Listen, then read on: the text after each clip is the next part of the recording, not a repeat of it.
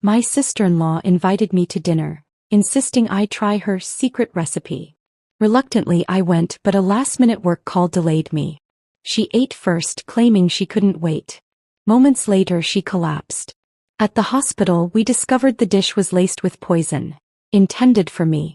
Her husband confessed. He'd orchestrated it, hoping to frame her for my murder, but why he wanted to do this to me? The phone rang 3 times before I answered it, hesitating as Karen's name flashed across my screen. My sister-in-law rarely called, especially since David's funeral 8 months ago. Our relationship had cooled to obligatory birthday texts and awkward run-ins at the grocery store, where we'd exchange pleasantries before hurrying in opposite directions. "Hello," I answered, balancing the phone between my ear and shoulder while sorting through case files on my desk. "Ellie." Karen's voice sounded unnaturally bright. "I was hoping to catch you. Mark and I would love to have you over for dinner tomorrow night. It's been too long."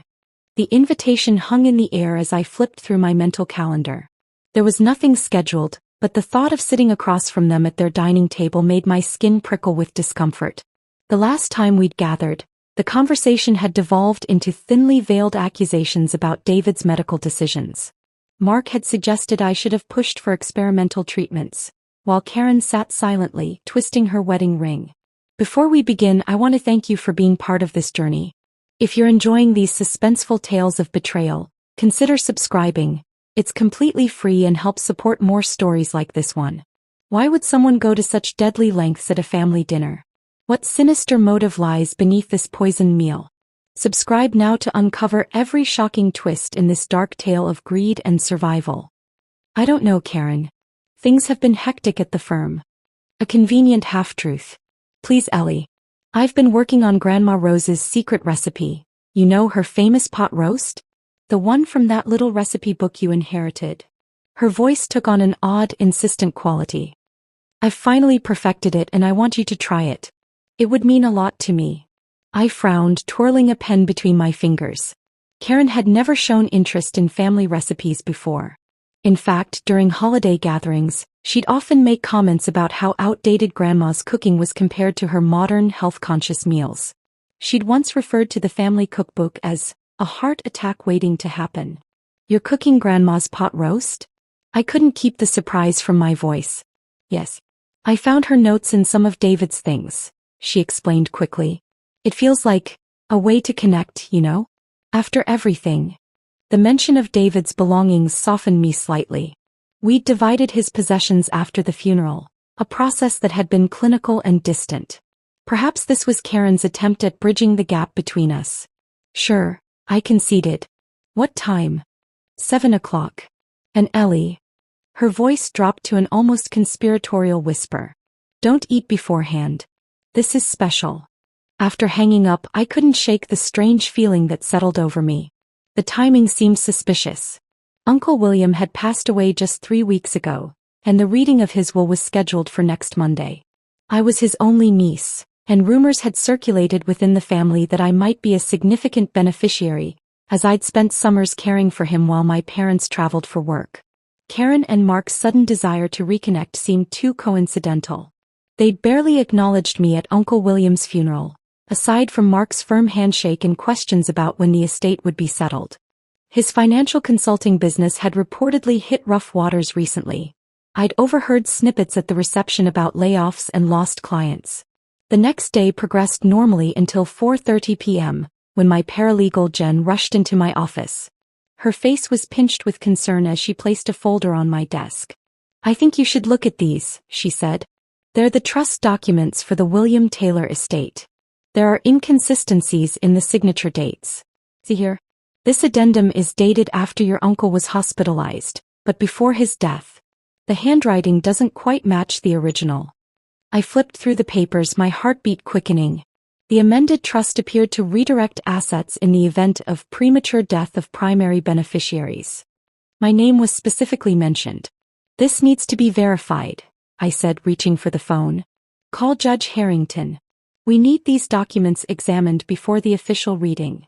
The call stretched beyond expectation as we waited for the judge's clerk to locate similar documentation.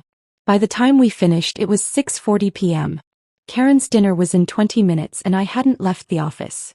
I texted her quickly, running late. Work emergency. Start without me.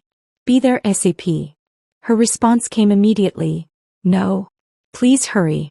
The recipe is time sensitive. It won't be the same if it sits too long.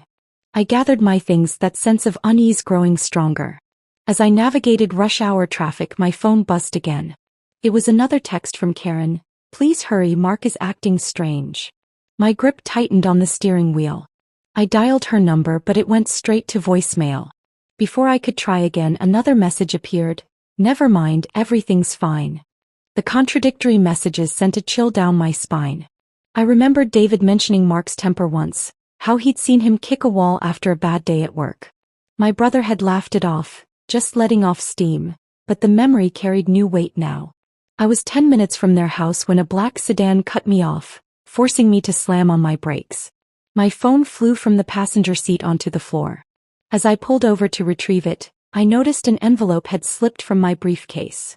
Uncle William's personal letter to me, given to his attorney with instructions to pass it to me before the official will reading. I hadn't opened it yet, saving it for a moment when I could give it proper attention. But something compelled me to break the seal now, reading by the glow of my dashboard lights. My dearest Eleanor, it began in Uncle William's shaky handwriting. If you're reading this, then my suspicions were correct. Trust no one, especially those who suddenly seek your company. The accident that took your parents wasn't random. The same people responsible are likely circling now that I'm gone. The evidence is in the family Bible, hidden in the lining. Be careful, my girl. My hands trembled as I folded the letter. My parents' car accident had been ruled a mechanical failure 12 years ago. Uncle William had never mentioned suspicions before. As I approached Karen and Mark's driveway, the colonial house loomed against the darkening sky. Lights glowed from within, warm and inviting. But the text messages, the letter, and the timing of this dinner swirled in my mind. My phone buzzed one final time as I parked behind Mark's Mercedes. I've set your place at the table. Don't worry about being late. Family dinner is long overdue. Taking a deep breath, I stepped out of my car, clutching my keys in one hand and the folder of trust documents in the other. Whatever awaited me inside, I was determined to face it with open eyes. I knocked twice before using the spare key that had been mine since David died. The entryway light cast long shadows across the recently installed marble flooring, part of the renovation project Karen had enthusiastically described at David's wake, timing that had struck me as odd even then. Karen. I called out, removing my coat. The house smelled of rosemary and garlic, rich and inviting despite my apprehension. In the dining room, she answered, her voice lighter than usual. I've already started. I made my way through the living room, noting the new furniture and artwork that seemed excessive for a couple reportedly facing financial challenges. The dining room appeared transformed from my last visit. Crystal chandelier, custom drapery, and an antique table that hadn't been there before. Karen sat alone, a half-filled wine glass beside her plate. She wore a navy dress I'd never seen, her blonde hair swept into an elegant updo that seemed excessive for a casual family dinner. Her plate had food on it, but it looked more rearranged than eaten. I couldn't wait, she said, dabbing her lips with a napkin. After spending all day cooking, my stomach was growling. Her laugh didn't reach her eyes, which darted toward the kitchen door repeatedly. Where's Mark? I asked, setting my bag on a nearby chair, keeping the folder of documents close. Last-minute errand, she replied too quickly. He forgot wine. You know how he insists on pairing everything perfectly. She gestured to the chair across from her, where an immaculate place setting awaited. Please sit. I'll serve you while it's still warm. The table was exquisitely arranged. Grandmother's china that should have been in my possession according to David's will, sterling silver flatware, and crystal glasses that caught the light. My plate sat empty, while a large serving dish covered with a silver dome occupied the center of the table. You've gone to a lot of trouble, I said, remaining standing. Should we wait for Mark? No. Karen's response came too sharply. She softened her tone immediately. I mean, he insisted we shouldn't wait. The roast will dry out. She reached for the serving dish. Let me plate this for you. I studied her as she lifted the dome, revealing a beautifully arranged roast with vegetables. Her hands trembled slightly, and a thin sheen of sweat had formed on her forehead despite the cool temperature of the room.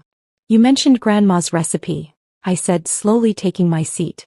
"I don't remember her pot roast looking quite like this." "I added my own touches," Karen replied, serving a generous portion onto my plate. The meat glistened with sauce, surrounded by roasted root vegetables. "I've been experimenting with herbs from our garden." As she set the plate before me, I noticed a slight discoloration in the sauce that seemed pooled more on my serving than what remained in the dish. Karen returned to her seat, lifting her wine glass. "A toast," she suggested, "to family reconciliation." I raised my glass cautiously, watching as she took a deep sip. Something flickered across her face. Doubt, perhaps, or fear. "Aren't you going to try it?" she asked, nodding toward my untouched plate. "After all my hard work?" I cut a small piece of meat, lifting it slightly before setting my fork down. "Actually, could I get some water first?" Karen's expression tightened momentarily before she rose. "Of course. I forgot to put out water glasses." As she turned toward the kitchen, she swayed slightly, grabbing the edge of the table to steady herself. "Are you okay?" I asked, rising from my chair. "Just a little lightheaded," she murmured, blinking rapidly. "I haven't eaten much today, and the wine." She took another step and reached again for her glass, taking a larger sip as if to prove she was fine. Mid-swallow, her expression changed. Her eyes widened in panic, her free hand flying to her throat. "Karen." I moved toward her as the glass slipped from her fingers, shattering against the hardwood floor. She tried to speak, but only a strangled sound emerged. Her body began to convulse and she collapsed before I could reach her. I caught her head before it hit the floor, lowering her gently as her limbs jerked uncontrollably. "Karen, what's happening?" I rolled her onto her side as foam formed at the corners of her mouth. Her eyes, wide with terror, locked onto mine. I scrambled for my phone, cursing when the no-service message appeared on my screen. I ran to the kitchen searching for the house phone, finding it dead when I lifted the receiver. The spare handset in the living room showed the same result, its battery compartment empty. Back at Karen's side, I checked her breathing, finding it shallow and irregular. Her purse sat on a side table and I dumped its contents, searching for her phone. When I found it, the screen was cracked and it wouldn't power on. "Hold on, Karen," I pleaded, frantically searching for anything to help. "I need to get help." I ran to the front door, intending to drive her to the emergency room myself, when I spotted a landline on a small table in the foyer. Miraculously, this one had a dial tone. I punched in 911, my hands shaking as I reported a poisoning emergency. "My sister-in-law collapsed after drinking wine. She's convulsing. I think she's been poisoned." While waiting for the ambulance, I returned to Karen, who had stopped seizing but was now frighteningly still. Her breathing came in short, shallow gasps. As I loosened her clothing to help her breathe, a folded paper fell from the pocket of her dress. With trembling fingers, I unfolded it, revealing Karen's hurried handwriting. "Ellie, don't eat anything. I think he's..." The note ended abruptly, the pen trailing off into a jagged line. A cold realization washed over me. Karen had suspected something but hadn't completed her warning. Red and blue lights flashed through the windows as the ambulance arrived. As paramedics rushed in with equipment, I glanced at my still untouched plate and then at Karen's barely eaten food. On impulse, I grabbed a clean napkin and carefully wrapped a sample of both our portions, slipping them into my bag along with Karen's unfinished note. "What happened here?" a paramedic asked as they attached monitoring equipment to Karen. "I don't know," I answered truthfully, watching her oxygen levels display critically low numbers on their portable monitor. "But I think someone tried to kill us both." The ambulance tore through suburban streets, sirens wailing as paramedics worked over Karen's limp form. I sat pressed against the side wall, answering rapid-fire questions while watching her oxygen levels dip dangerously low on the monitor. "Has she taken any medications? Recreational drugs? Alcohol?" "Just wine," I replied, remembering how deliberately she'd sipped from her glass. "But I think it was poisoned." The paramedic gave me a sharp look. "That's a serious allegation." "I know," I said, clutching my bag containing the food samples. "That's why I brought this." We arrived at Mercy General in a blur of motion. Karen was whisked through double doors while I was directed to a waiting area, still clutching my evidence. A nurse with kind eyes and salt and pepper hair approached after I'd been sitting there for 20 minutes. Miss Taylor? I'm Nurse Chen. I need to ask you some questions while they work on your sister-in-law. I nodded, following her to a small consultation room. You mentioned possible poisoning, she said, closing the door behind us. But I need to ask something else first. She lowered her voice. Has your sister-in-law ever mentioned fear of her husband? Any unexplained injuries? Changes in behavior? The question caught me off guard. You think this is domestic violence? We have protocols, she explained gently. When a married woman comes in with unexplained toxic symptoms, especially when the husband isn't present. She let the implication hang in the air. I don't know, I admitted. We haven't been close recently. But she sent me strange texts before I arrived saying Mark was acting oddly. And I found this in her pocket. I showed her the partial note. Nurse Chen's expression darkened. I'll inform Dr. Patel. In the meantime, you mentioned evidence. I handed over the napkin containing food samples. From both our plates. Mine was untouched. She took it carefully. I'll have this sent to toxicology immediately. An hour passed in the waiting room before the automated doors slid open, revealing Mark. His normally impeccable appearance was disheveled. Tie loosened, hair uncombed, eyes wild with what appeared to be panic. Ellie, he exclaimed, rushing toward me. What happened? I got a call. They said Karen's been hospitalized. His voice cracked, drawing sympathetic glances from others in the waiting area. She collapsed during dinner, I said, watching his face carefully. After drinking her wine. Something flickered in his eyes. Surprise? Fear? It vanished quickly, replaced by convincing distress. I should have been there, he said, running his hands through his hair. If I hadn't gone out for more wine. Where exactly did you go? I asked. I tried calling your cell. Jensen's Liquor on Maple Street, he replied without hesitation. My phone died earlier today. Forgot to charge it last night. Been using my work phone. He pulled out a different device from his pocket. But the reception in that store is terrible. Basement level, you know. His explanation was smooth, too smooth, like he'd rehearsed it. Before I could probe further, Dr. Patel emerged through the double doors. Family of Karen Adams? We both stood. Dr. Patel, a petite woman with an authoritative presence, assessed us briefly before speaking. She's stabilized but still critical. Whatever toxin she ingested caused severe respiratory distress and cardiac arrhythmia. We've performed gastric lavage and administered activated charcoal. The next 24 hours will be crucial. Toxin. Mark's face paled. What do you mean, toxin? Dr. Patel's expression remained neutral. Preliminary tests suggest a powerful poison. We've expedited toxicology screening to identify it precisely. Can I see her? Mark asked, his voice breaking as he wiped away tears that seemed to appear on cue. Briefly, Dr. Patel answered. She's unconscious and intubated. As Mark followed the doctor, Detective Anthony Russo approached from the hospital entrance, flashing his badge discreetly. Miss Taylor? I'm Detective Russo. Could we speak privately? In a small conference room, the detective set up a recording device while explaining that poisoning cases automatically triggered police involvement. His questions were methodical, starting with basic facts before delving deeper. You mentioned receiving a dinner invitation.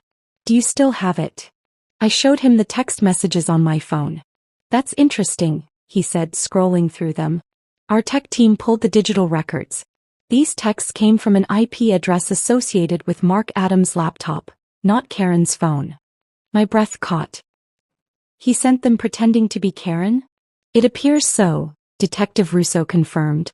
We've also retrieved security footage from Jensen's Liquor. Mr. Adams did enter the store at 6:52 p.m. and purchase a bottle of red wine. However, his car was captured on traffic cameras near your office building earlier today, around the time you would have been at work. The implications made my skin crawl. You think he was watching me? We're investigating all possibilities, he replied diplomatically. A nurse interrupted, informing us that toxicology had preliminary results.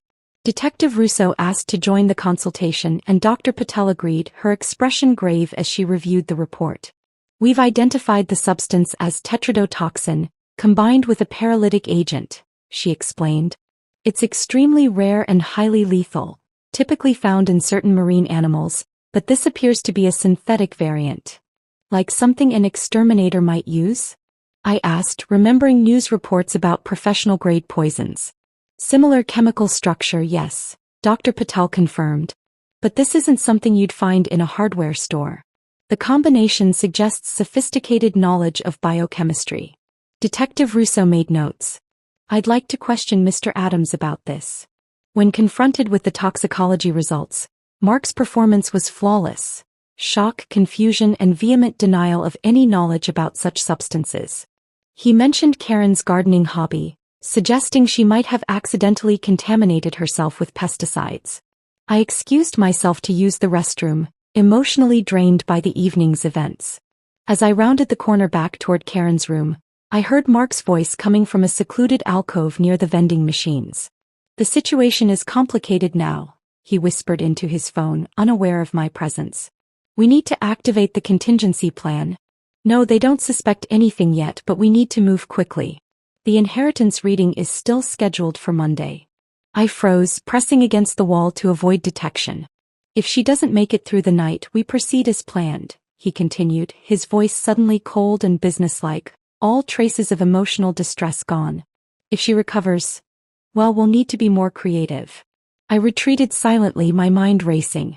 The mask had slipped, revealing the calculation beneath Mark's grief. As I rejoined Detective Russo, my suspicions crystallized into certainty. My brother-in-law had tried to murder me tonight, and when that failed, he was already planning his next move. The question wasn't whether Mark was guilty. It was how to prove it before he had another opportunity to finish what he'd started.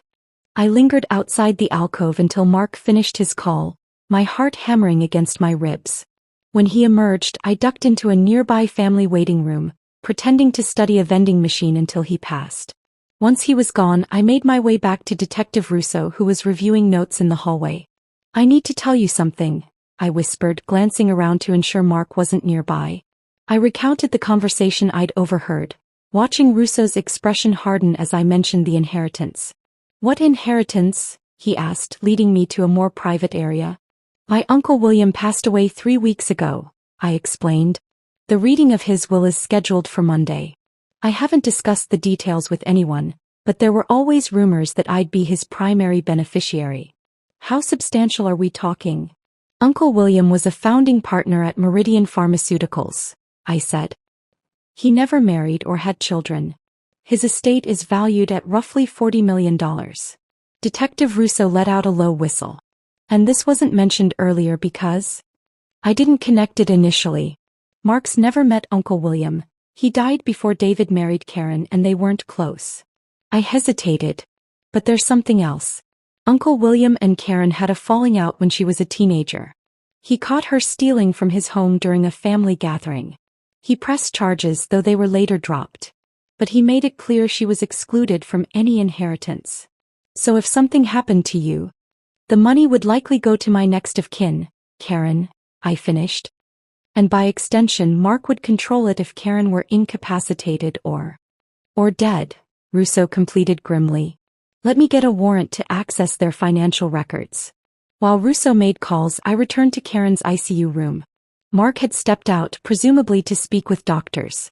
Karen lay unconscious, tubes and wires connecting her to various machines. Her overnight bag sat in the corner, brought by Mark from their house. On impulse, I checked the bag, finding her tablet inside. I knew her password, David's birthday, from when she'd asked me to help her with tech issues in the past. The unlock screen revealed dozens of open tabs on financial articles, bankruptcy filings, and fraud investigations. One email caught my attention. A communication from the Securities and Exchange Commission regarding irregularities in client accounts at Adams Financial Consulting. The language was bureaucratic but clear. Mark's company was under investigation for misappropriating client funds. Another email from their mortgage company threatened foreclosure for missed payments. Tucked inside a zippered compartment of the bag, I found a small leather-bound journal. The most recent entry was dated just yesterday. He's monitoring my calls now. Says it's because he's worried about me, but I know better. The bank called again today. Another overdraft. Where is the money going? When I asked, Mark exploded, accused me of not trusting him. Said if I told anyone about our financial troubles he'd make me regret it. Uncle William's inheritance is Mark's obsession now. He keeps talking about how Ellie doesn't deserve it, how the family money should stay with real family. I've decided, after the will reading, I'm leaving. I've already spoken with a divorce attorney, hidden away enough cash for a deposit on an apartment. 3 more days. I just have to pretend everything's normal for 3 more days. I photographed the pages with my phone, hands trembling.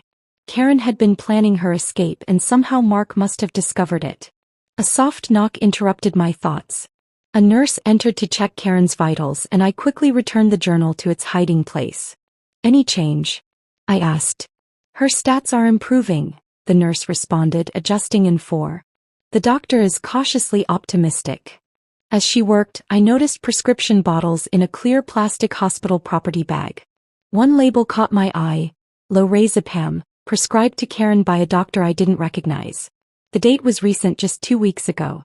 Detective Russo returned as I was examining the medication. We've got something, he said quietly, showing me his tablet. Security footage from 3 different chemical supply stores across state lines. Each purchase individually wouldn't raise flags, but together. The screen showed Mark, sometimes wearing disguises, purchasing various chemical compounds. Our lab says these are precursors to the poison found in Karen's system. And this, I added, pointing to the medication.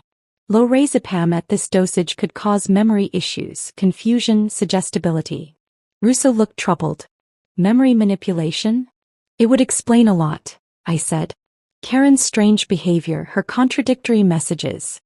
Our conversation was interrupted by a flurry of activity as Karen's monitors began beeping. Medical staff rushed in, pushing us into the hallway where Mark was returning with a coffee. What's happening? He demanded, performance of concern back in place. 20 tense minutes later, Dr. Patel emerged. She's regaining consciousness, but she's disoriented. We've removed the breathing tube. Can we see her? Mark asked, already moving toward the door. Briefly, Dr. Patel cautioned. And I should warn you, she's confused, which is normal after this kind of trauma. Karen's eyes fluttered open as we entered. They roamed the room, finally settling on me with a spark of recognition. Ellie, she whispered, voice raspy from the tube. You came to dinner. I did, I confirmed, approaching her bedside opposite from Mark. Her gaze shifted to Mark and a strange expression crossed her face. Not recognition, but something closer to bewilderment. Who? She began. It's me, honey, Mark said, taking her hand. Your husband. Karen's confusion deepened. Husband. She pulled her hand away. I don't. Where's David? Mark's facade cracked momentarily, a flash of annoyance crossing his features. David passed away, remember? 8 months ago. Karen's eyes filled with tears. No, that's not. David called me yesterday. We're having dinner on Saturday. She looked desperately at me. Tell him, Ellie. My blood ran cold as I realized what was happening. The medication had done more than make her suggestible. It had created gaps in her memory, confusion about time. Karen, I said gently, what's the last thing you remember clearly? Her brow furrowed in concentration. The fight, she whispered. With Mark. About the money. Her eyes widened suddenly, darting toward Mark. The tea. You made me tea every night. Her breathing quickened, monitors beeping in response. You've been drugging me. Mark's carefully constructed mask fell completely as Karen's words hung in the air. Before he could respond, Detective Russo stepped into the room, officer at his side. Mark Adams, he said formally, I'd like you to come with me for questioning regarding the attempted murder of Eleanor Taylor and the poisoning of Karen Adams. As they led Mark away, I stayed with Karen, whose eyes were now clear with dawning horror as fragments of memory began to resurface. He was going to kill you, she whispered. And then me. For the money. Mark's questioning at the police station gave me a window of opportunity. With Karen now under police protection in the hospital, I returned to my apartment to shower and change clothes before diving into what Detective Russo called civilian investigation. His polite way of asking me to stay out of police business. But I couldn't just wait. Not with Karen's life still potentially at risk and the will reading only days away. As an estate attorney, I had resources and contacts that could supplement the official investigation. My first call was to Meredith Young, an old law school friend who specialized in background checks for high-profile clients. I need everything you can find on Mark Adams, I explained, giving her his date of birth and social security number from documents I'd helped Karen file years ago. Particularly anything from before he moved to Boston 10 years ago. While waiting for Meredith's results, I contacted Uncle William's longtime attorney, Jerome Wasserman. Ellie, Jerome greeted me warmly. I was just reviewing William's papers for Monday's reading. How can I help? I need to verify the authenticity of Uncle William's will, I said, explaining the situation without revealing the ongoing police investigation. Has anyone requested copies recently? Or asked about specific provisions? Jerome was silent for a moment. That's an unusual question. As a matter of fact, someone claiming to be your financial advisor called last week asking about contingency clauses in the will. I didn't provide details, of course, but it struck me as odd. I don't have a financial advisor, I said, my suspicion deepening. Jerome, could you check if the will in your possession has been tampered with? I'll examine it immediately and call you back, he promised. My laptop pinged with an email from Meredith. The subject line made my blood run cold. Mark Adams doesn't exist. The attached report detailed how Mark Adams had appeared suddenly 10 years ago with a suspiciously clean credit history and minimal background. Facial recognition software matched him to a Michael Adler from Seattle, whose wife Cynthia had died from accidental poisoning in 2013. Authorities had investigated Michael, but couldn't gather enough evidence for charges. He'd disappeared shortly after collecting a substantial life insurance payout. My phone rang, Detective Russo. We've searched Mark's car, he said without preamble. Found a burner phone hidden under the spare tire. Multiple text messages to someone saved as J, discussing plans to make the dinner look like her idea, and ensuring clean transfer after both problems are eliminated. Both problems, I echoed. You and Karen, Russo clarified. There's more. Forensic accounting found offshore accounts receiving regular large deposits. The source appears to be his gambling debts, but not what you'd expect. He wasn't losing money, he was earning it. I don't understand. He wasn't a gambling addict, he was a loan shark, Russo explained. That's where his capital came from. And when clients couldn't pay, well, let's just say we're reopening some cases of clients who conveniently died before repaying their debts. The revelation hit me like a physical blow. Mark hadn't just attempted murder on a whim, he was practiced at it. His real name is Michael Adler, I said, sharing Meredith's findings. His first wife died under suspicious circumstances. That matches what we're finding, Russo confirmed. Seattle PD is sending their case files. But here's something else. We executed a search warrant on their home computer. Found searches for inheritance law Massachusetts, undetectable poisons, how long does poison show in toxicology? But most disturbing, how to forge legal documents. My other line beeped, Jerome calling back. I need to take this, I told Russo. It's about Uncle William's will. Jerome's voice was grave. Ellie, something's wrong. The will in my possession appears genuine, but certain provisions don't match my notes. Specifically, there's a clause regarding redistribution of assets if primary beneficiaries predecease William or die within 60 days of his death. That clause wasn't in the original? No. William was very specific about your inheritance regardless of circumstances. I've retrieved our backup copy from secure storage. The documents don't match. The will was forged, I whispered. Not entirely, Jerome clarified. Most provisions are identical but key sections were altered. Very sophisticated work. Proper legal language, matching paper stock, even a reasonable approximation of William's signature. Without my original notes, I might never have noticed. When could this have happened? We had a break-in last month. Nothing was reported stolen, but... Jerome paused. Security cameras showed someone who resembles your brother-in-law, wearing a maintenance uniform. I thanked Jerome and called Russo back to share this development. While on the phone, my laptop pinged with another email from Meredith containing Michael Adler's Seattle address and contact information for former neighbors. Acting on impulse, I called the number for the house next door to where Michael/Mark had lived with his first wife. An elderly woman answered. Mrs. Patel? You don't know me, but I'm investigating Michael Adler, who lived next door to you about 10 years ago. That dreadful man, she said immediately. Are you with the police? I told them he killed poor Cynthia, but no one listened. What made you so sure? I asked.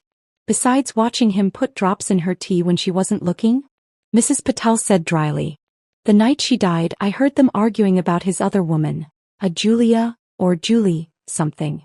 When the ambulance came, he didn't seem surprised at all. Just stood there watching like he was waiting for it to be over. Julie. J. The same initial as the contact in the burner phone. I thanked Mrs. Patel and immediately called Russo again. Check if Mark has any connections to someone named Julie or Julia, I urged. I think she might be the accomplice from the texts. Already ahead of you, Russo replied. We found hotel receipts in his briefcase for 2 rooms under different names. Security footage shows him meeting with a woman who matches the description of his administrative assistant at his firm. What's her name? I asked, already suspecting the answer. Julie Newell, Russo confirmed. And get this. She recently purchased an industrial-grade paper shredder and cleaning chemicals typically used to remove biological evidence. The pieces were falling into place. Mark's identity change, the forged will, the accomplice. The more we discovered, the clearer it became that this wasn't a crime of opportunity, but a carefully orchestrated plot years in the making. My phone buzzed with a text from an unknown number. Not over yet. He's not working alone. Watch your back. K. Karen was warning me. Despite Mark being in custody, the danger hadn't passed. Someone else was still out there. Someone who had access to Karen's hospital room and knew she was regaining her memory. Someone who might still try to finish what Mark had started. Karen's warning text left me shaken. I forwarded it to Detective Russo, who arranged for an additional officer outside her hospital room and advised me to stay away until they could secure the situation. But I couldn't just sit in my apartment waiting. Not when answers were so close. I returned to the hospital the next morning, passing through increased security to reach Karen's room. She looked better, some color returning to her cheeks as she sat propped up in bed. The police officer stationed outside nodded as I entered. You got my message, she said, voice stronger than the previous day. How did you send it? I thought they took your phone as evidence. The nurse let me borrow hers. Karen's eyes darted to the door. They don't think I remember much, but it's coming back in pieces. Like a jigsaw puzzle with half the pieces missing. I pulled a chair close to her bed. What do you remember? Karen's expression crumpled. Enough to know I helped him. Not intentionally, but... She pressed a tissue to her eyes. He's been drugging me for months. The tea every night. I thought it was his way of being sweet, taking care of me. That's not your fault, I assured her, taking her hand. But I called you Ellie. I remember that clearly now. He stood over me, told me exactly what to say. Made me invite you to dinner. Her voice broke. I was going to warn you when you arrived, but by then the drugs were stronger. He put something in my wine right before you came. The wine you drank instead of the food, I realized. Karen nodded. He was so angry when I started eating before you arrived. That wasn't part of his plan. He'd prepared your plate specially. With the poison. Yes, but I don't remember the food preparation. That whole afternoon is blank. He squeezed my hand. But I remember the arguments about money, his late-night phone calls with someone named Julie. And I remember finding paperwork about Uncle William's estate in his briefcase. I showed her the evidence we'd gathered, Mark's true identity, the forged will, the burner phone communications. With each revelation, Karen's expression shifted from shock to grief to anger. I married a stranger, she whispered. A murderer. We need to find Julie, I said. She's still out there and she might try to finish what Mark started. Karen's eyes widened suddenly. The hospital volunteer, the woman with the red hair who brings magazines. She's not a volunteer. I've seen her with Mark before. I immediately alerted the officer outside, who radioed the description to hospital security. Detective Russo called minutes later, confirming they were reviewing security footage to identify the woman. We need to draw her out, I said to Russo. Set a trap. Absolutely not, he replied firmly. Leave this to law enforcement. But after ending the call, Karen and I exchanged looks. "You have a plan," she said. "A risky one," I admitted. "But it might be our best chance to catch Julie and get more evidence against Mark." With Karen's approval, I made a very public phone call in the hospital cafeteria, speaking loudly enough for nearby tables to hear. "Yes, Jerome, I understand the concerns about Uncle William's will. Let's meet tomorrow to discuss expediting the inheritance distribution, given these extraordinary circumstances." I paused for dramatic effect. "Yes, I'll bring the original documents from my home safe. Noon at your office." "Thank you." After ending the call, I noticed a red-haired woman 2 tables away quickly gathering her things. Mission accomplished. Back in Karen's room, I explained the plan to the police officer, who reluctantly agreed to inform Detective Russo. We were setting up surveillance at my apartment and Jerome's office when a nurse interrupted with an unexpected visitor. A well-dressed man in his 50s who introduced himself as Robert Chin. "I was Mark's business partner until 6 months ago," he explained after the officer verified his identity. "I saw the news about his arrest. There are things you should know." According to Chin, their financial consulting firm had been legitimate until 3 years ago, when Mark began embezzling from client accounts to fund his offshore loan sharking operation. When Chin discovered the discrepancies and threatened to report them, Mark had staged an elaborate frame-up, making it appear that Chin was responsible. "He destroyed my reputation, my career, my marriage," Chin said bitterly. "I've been fighting to clear my name ever since, but he buried the evidence too well. Until now."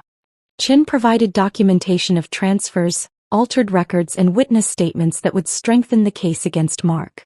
As he was leaving, he hesitated at the door. "There's one more thing you should know. Mark has someone on the inside here at the hospital, not just his girlfriend Julie. Someone with medical access." Before we could press for details, Detective Russo called with disturbing news. The police had been monitoring Mark's jail communications and intercepted a call made to a hospital maintenance number. They traced it to a janitor named Ray Simmons who had just started his evening shift. "We have officers moving to apprehend him now," Russo explained. "But we need you to act normal if he enters the room. We've got audio surveillance in place." Barely 15 minutes later, Simmons entered with cleaning supplies, barely acknowledging us as he emptied trash bins and mopped the floor. As he worked near Karen's four-stand, I watched him carefully, noticing how his uniform pocket bulged with something that wasn't there when he entered. "Excuse me," I said, standing up. "I think you missed a spot over there." The distraction worked. As he turned, an officer slipped in behind him. When Simmons reached toward Karen's four-bag, he was immediately apprehended.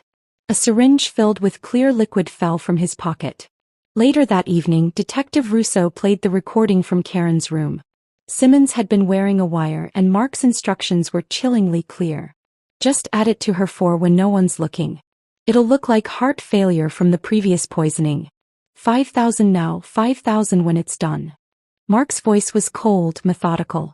"With both sisters gone, the inheritance flows exactly where we planned.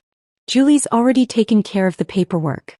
By this time tomorrow we'll be millionaires and no one will connect the dots." The evidence was damning, but Mark's mention of both sisters sent a chill through me. Karen wasn't my sister, she was my sister-in-law. Who was the other sister Mark had referenced? The answer came in a follow-up text from the unknown number. "Not just Julie. There's someone else. Someone closer. Watch your back tomorrow. I'll explain everything then. K." As night fell over the hospital and security tightened around Karen's room, I couldn't shake the feeling that the most dangerous revelation was still to come. Dawn broke over the hospital with shafts of pale gold light filtering through the blinds of Karen's room.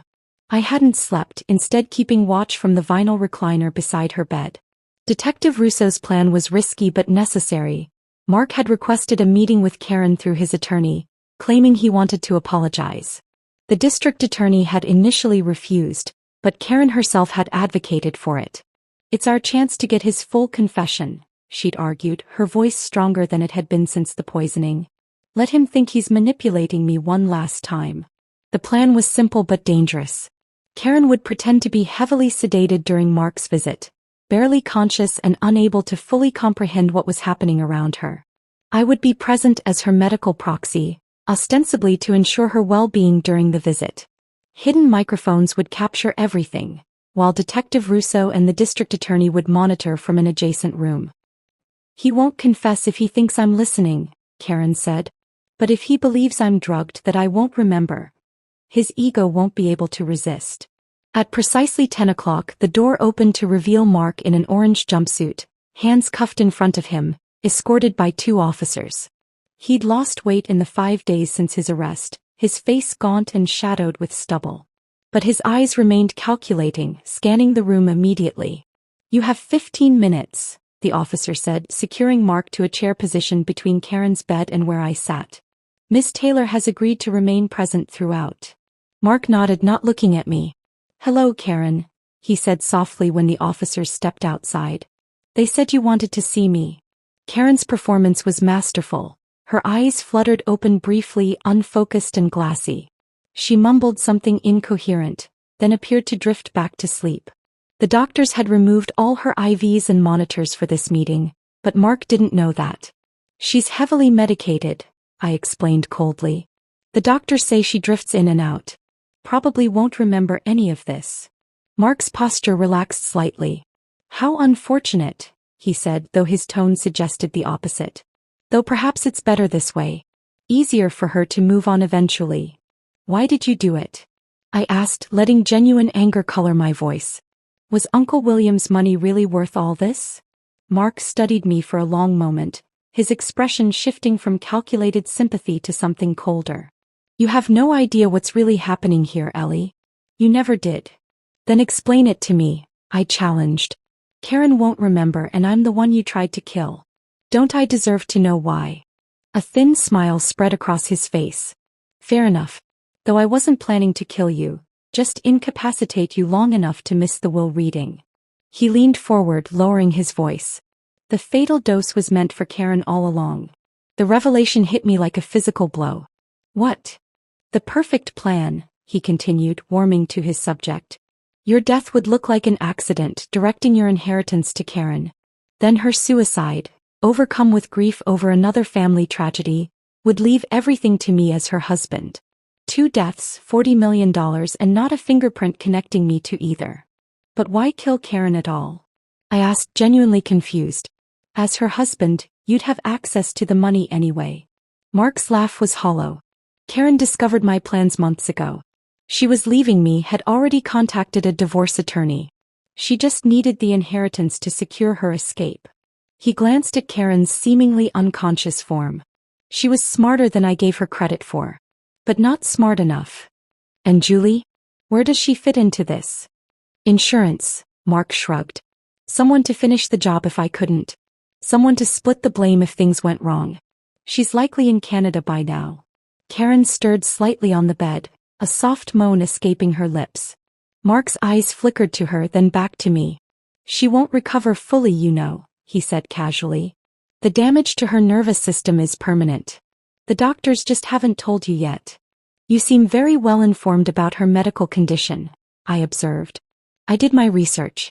Just like I researched how to accelerate your brother's cancer without raising suspicions."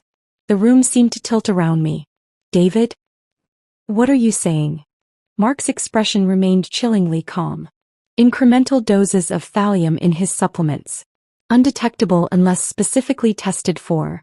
Mimics the symptoms of advancing lymphoma perfectly. It was essential to gain access to your family. After all, Uncle William's original will specified the inheritance would only go to you if you had no immediate family remaining. You killed my brother to get to Uncle William's money?" The horror of it threatened to overwhelm me. "Not immediately," Mark clarified, as if discussing a business strategy.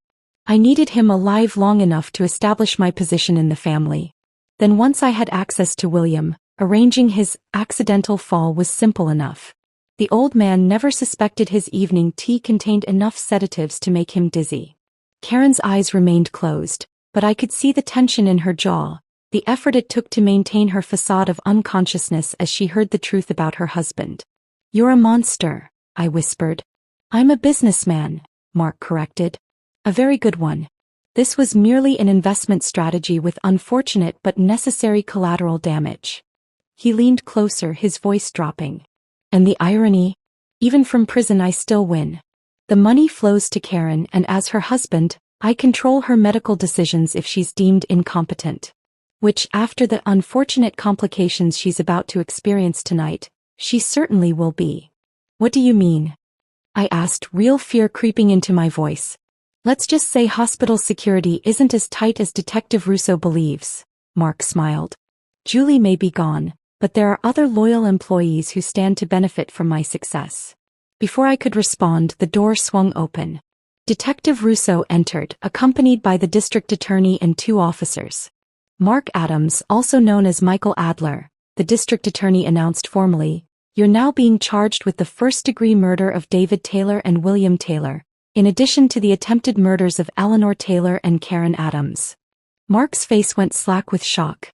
His eyes darted to Karen, who was now sitting fully upright, eyes clear and alert. "You were saying something about loyal employees?" she asked, voice steady. "We've apprehended your remaining accomplice, Dr. Spencer," Detective Russo added. "He's already confessing to falsifying David Taylor's medical records in exchange for reduced charges." As the officers moved to take Mark away, the district attorney held up a document. "We also have a warrant to collect DNA evidence linking you to William Taylor's home on the night of his death. The tests have already confirmed a match to hair samples found at the scene." Mark's carefully constructed facade crumbled completely. He lunged toward me, restrained only by his handcuffs and the officer's quick reaction. "This isn't over," he snarled, his refined manner evaporating to reveal the predator beneath. "You have no idea what I'm capable of. None of you do." As they dragged him from the room, Karen finally allowed tears to fall. "David," she whispered. "He killed David." I moved to sit beside her on the bed, wrapping my arms around her shoulders. "I know," I said, my own grief fresh again. "But he won't hurt anyone else now." 3 weeks later, after the legitimate reading of Uncle William's will and Mark's arraignment on multiple charges, Karen and I stood on the porch of my brother's old summer cottage by the lake. A property I had inherited but never visited since his death. "Are you sure about this?" Karen asked, watching as I handed her a copy of the deed with her name added beside mine. "Absolutely," I nodded. "David would have wanted you to have it. And besides," I added with a tentative smile, $40 million is too much for one person. I think we both need a fresh start." Karen squeezed my hand, tears glistening in her eyes. "Family," she said simply. "Family," I agreed, unlocking the door to our shared future as the setting sun painted the lake in hues of gold and crimson, the colors of healing, not vengeance. Behind us, the shadows of the past began to recede, and though we would never forget what Mark had taken from us, we refused to let his darkness define our path forward. He proposed divorce in front of our dinner guests, his co-workers, smugly saying, "She's too boring for me now."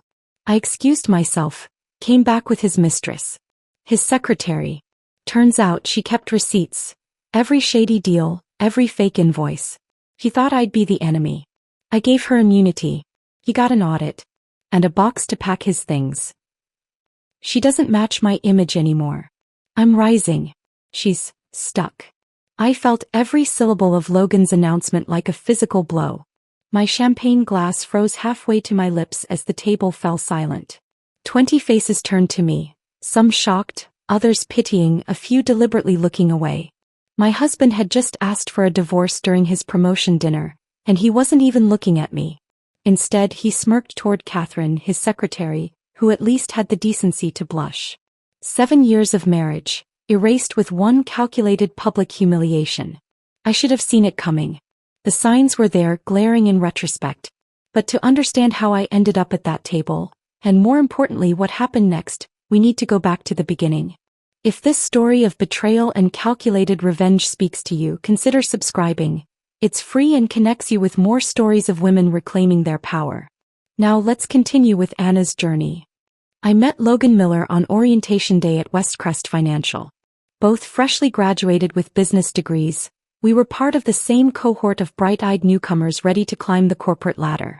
Logan stood out immediately, confident, articulate, with a magnetic charm that drew people in. While others seemed intimidated by his presence, I found myself intrigued. "So, Anna Williams," he said, approaching me during the lunch break. I noticed you were the only one who challenged the CFO's projections during the presentation. Impressive. I shrugged, trying to hide my surprise that he'd noticed. The numbers didn't add up. Someone had to say it. His laugh was warm, genuine. I like people who speak their mind.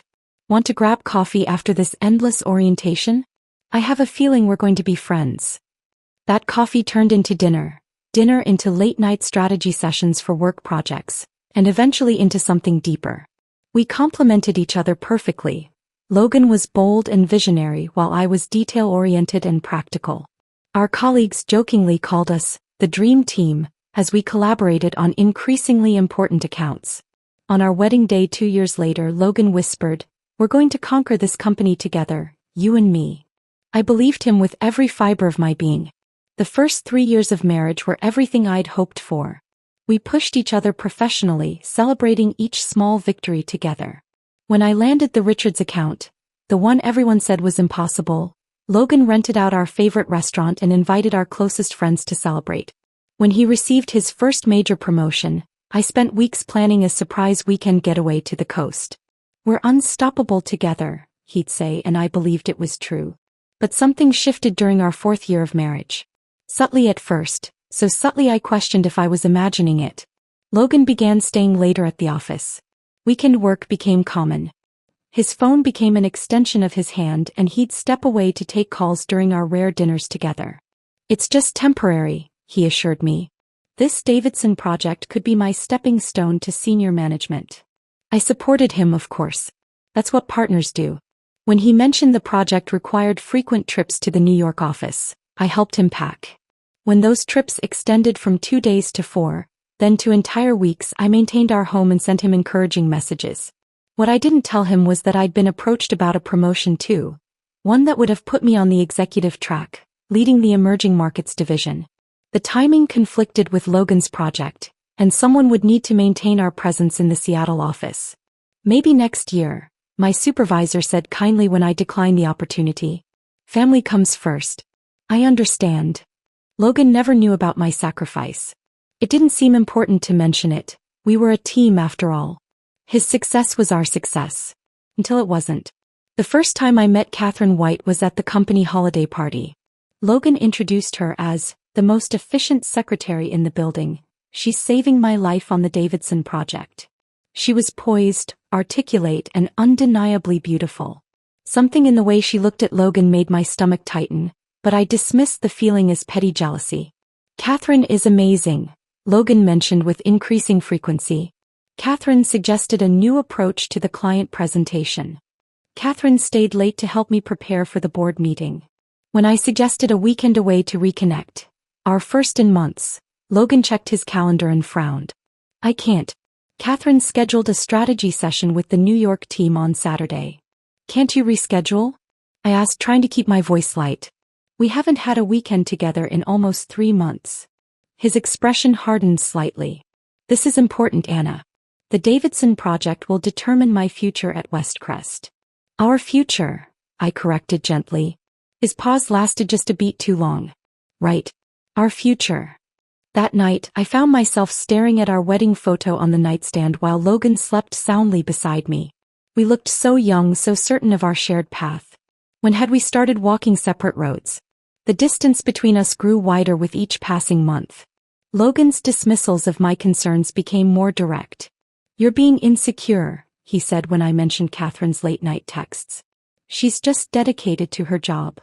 "You're overreacting," he insisted when I pointed out he'd missed my birthday dinner. "This is how corporate America works."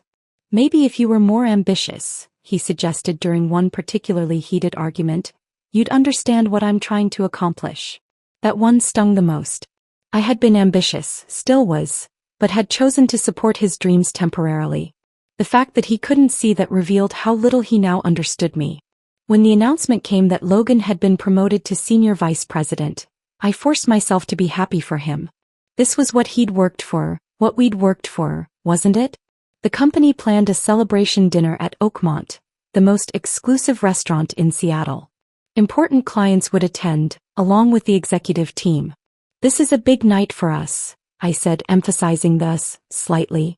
"I'll wear that blue dress you always liked." Logan barely looked up from his phone. Wear whatever you want. Just make sure it's appropriate for the occasion. Despite everything, I decided to make one last effort.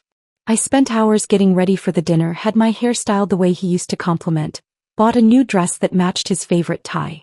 I even arranged with the restaurant to have a special champagne toast prepared with the same vintage we'd had at our wedding. As I applied my lipstick, I practiced my smile in the mirror. Maybe this celebration would remind Logan of what we once meant to each other. Maybe it would help us find our way back to being partners again.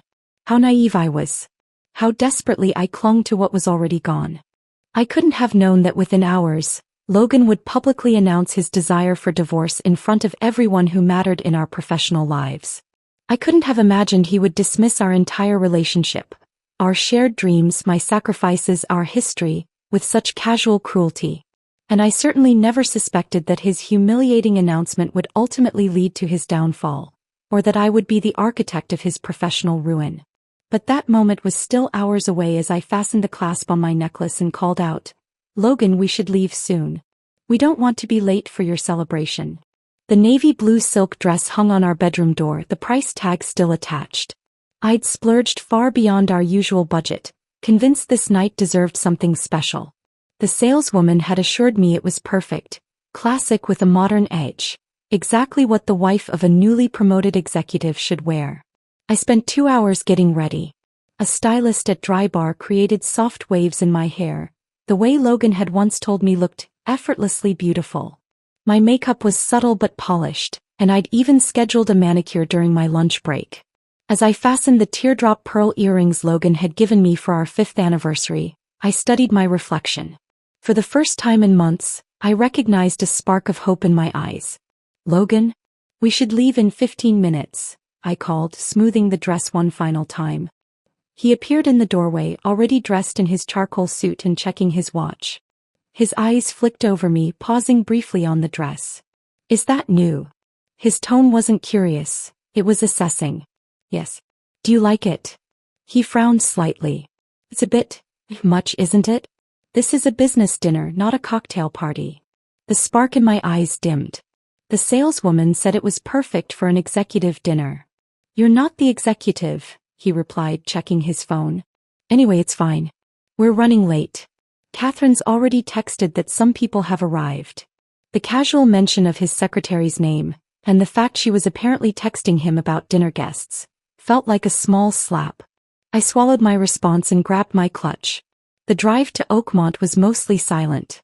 Logan fielded 3 phone calls, speaking in that artificially enthusiastic voice he reserved for important contacts.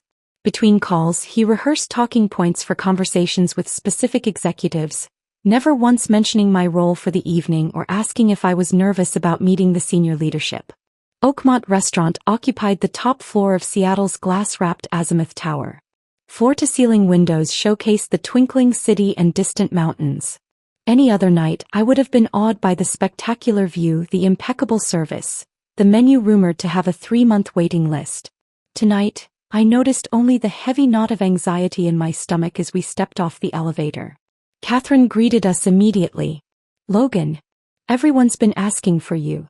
Her smile dimmed fractionally when she noticed me. "Anna, that's a lovely dress." Her tone was perfect, professional, courteous. Yet something in her eyes made me wonder if she'd already heard Logan's criticism in the car. I pushed the thought away as paranoia. The private dining room buzzed with conversation. Westcrest's senior team mingled with key clients, everyone holding crystal flutes of champagne. Logan was immediately surrounded, accepting congratulations with practiced modesty. "Anna." Marcus Coleman, Westcrest's chief financial officer, approached with his wife Susan. "Congratulations on Logan's promotion. You must be thrilled." "We both are," I smiled, emphasizing the both slightly. "Of course," Susan nodded, but something in her expression seemed off. She glanced across the room where Logan was speaking animatedly with Catherine at his side. "How are you doing, really?" The question caught me off guard. "I'm fine. Why wouldn't I be?" Susan hesitated. "No reason. Just checking in. We should have dinner sometime, just us girls." Before I could respond, a server announced that dinner would be served. As we moved toward the long table, I noticed Logan had arranged the seating. He sat at the center beside CEO James Harrison with Catherine directly across from him. I was placed 4 seats away between an insurance client I'd never met and an empty chair. "Your husband's going places," the client informed me between bites of seared scallops. "Youngest SVP in company history, I hear." I nodded, watching Logan lean toward Catherine to whisper something that made her smile. Throughout the appetizer and main course he never once looked in my direction.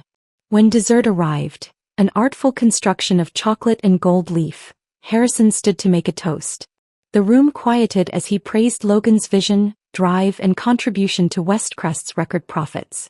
"To Logan Miller," Harrison concluded, raising his glass. "The future of Westcrest Financial." Everyone raised their glasses.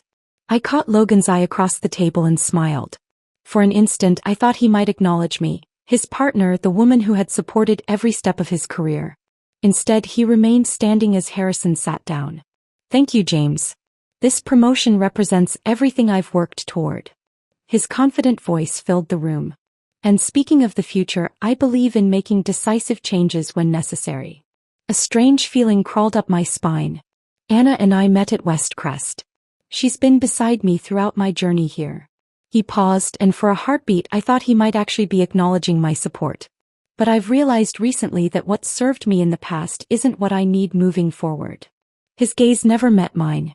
"She doesn't match my image anymore." "I'm rising." "She's stuck." The room went completely silent. 20 pairs of eyes turned toward me. "I've begun divorce proceedings," Logan continued as casually as if announcing a department restructuring. "I believe in transparency, so I wanted you all, my valued colleagues and mentors, to understand this transition in my personal life." The high-pitched ringing started in my ears, drowning out whatever he said next. My skin felt both numb and hypersensitive simultaneously. The room tilted slightly, the lights too bright, the silence too loud. Someone at the table coughed uncomfortably. A fork clinked against china. Across from me, Catherine studied her dessert with intense focus, her cheeks flushed. I became acutely aware of every sensation. The scratch of the silk dress against my collarbone, the weight of the pearl earrings he'd given me, the suffocating pressure of maintaining my expression. With mechanical precision I placed my napkin beside my plate and stood. My voice, when it came, sounded distant, as if someone else were speaking. "If you'll excuse me." I walked, not too quickly, not too slowly, toward the door. Every step required immense concentration. "Don't stumble. Don't cry. Don't give them anything else to whisper about tomorrow." The elevator ride lasted an eternity. The lobby passed in a blur. I made it to my car, slid into the driver's seat and gripped the steering wheel until my knuckles turned white. Only then did I allow myself to break. The sobs came violently, ripping through my chest. I pressed my forehead against the steering wheel and let 7 years of partnership, trust and love crumble into rage and humiliation. I set the timer on my phone for exactly 5 minutes. When it chimed, I forced myself to stop crying. With trembling hands, I wiped my face, reapplied my lipstick and stared at my reflection in the rearview mirror. 5 minutes, I whispered to myself. That's all he gets. I started the engine but didn't head home. An idea was forming. Something beyond tears, beyond the script of the abandoned wife. If Logan wanted to humiliate me publicly, I would respond with something much more devastating than emotional outbursts. I needed to pay someone a visit. I drove through Seattle's rain-slicked streets in a strange state of heightened awareness. Every stoplight, every turn felt significant. The first decisions of my new life. The life Logan had thrust upon me without warning. Our house was dark when I arrived. I'd beaten him home, which meant he'd stayed at the restaurant, probably accepting sympathetic pats on the shoulder for having such a difficult personal situation during his professional triumph. I kicked off my heels in the entryway, leaving them where they fell. The silence of the house pressed against me as I climbed the stairs to our bedroom. My dress, the one I'd carefully selected to please him, suddenly felt like a costume from someone else's life. I unzipped it and let it pool on the floor, stepping over it without a second glance. Wrapped in my robe, I wandered downstairs to Logan's home office. We'd converted the smallest bedroom into his workspace when he started bringing more projects home. It was his domain, a place I rarely entered anymore. I wasn't sure what I was looking for. Evidence of his affair with Catherine? Some explanation for the cruel public execution of our marriage? I just knew I couldn't sit still with my thoughts spinning in endless circles of humiliation and betrayal. The office was meticulously organized as always. Logan's laptop was gone, still at work with him, but his desk held several file folders and a leather portfolio.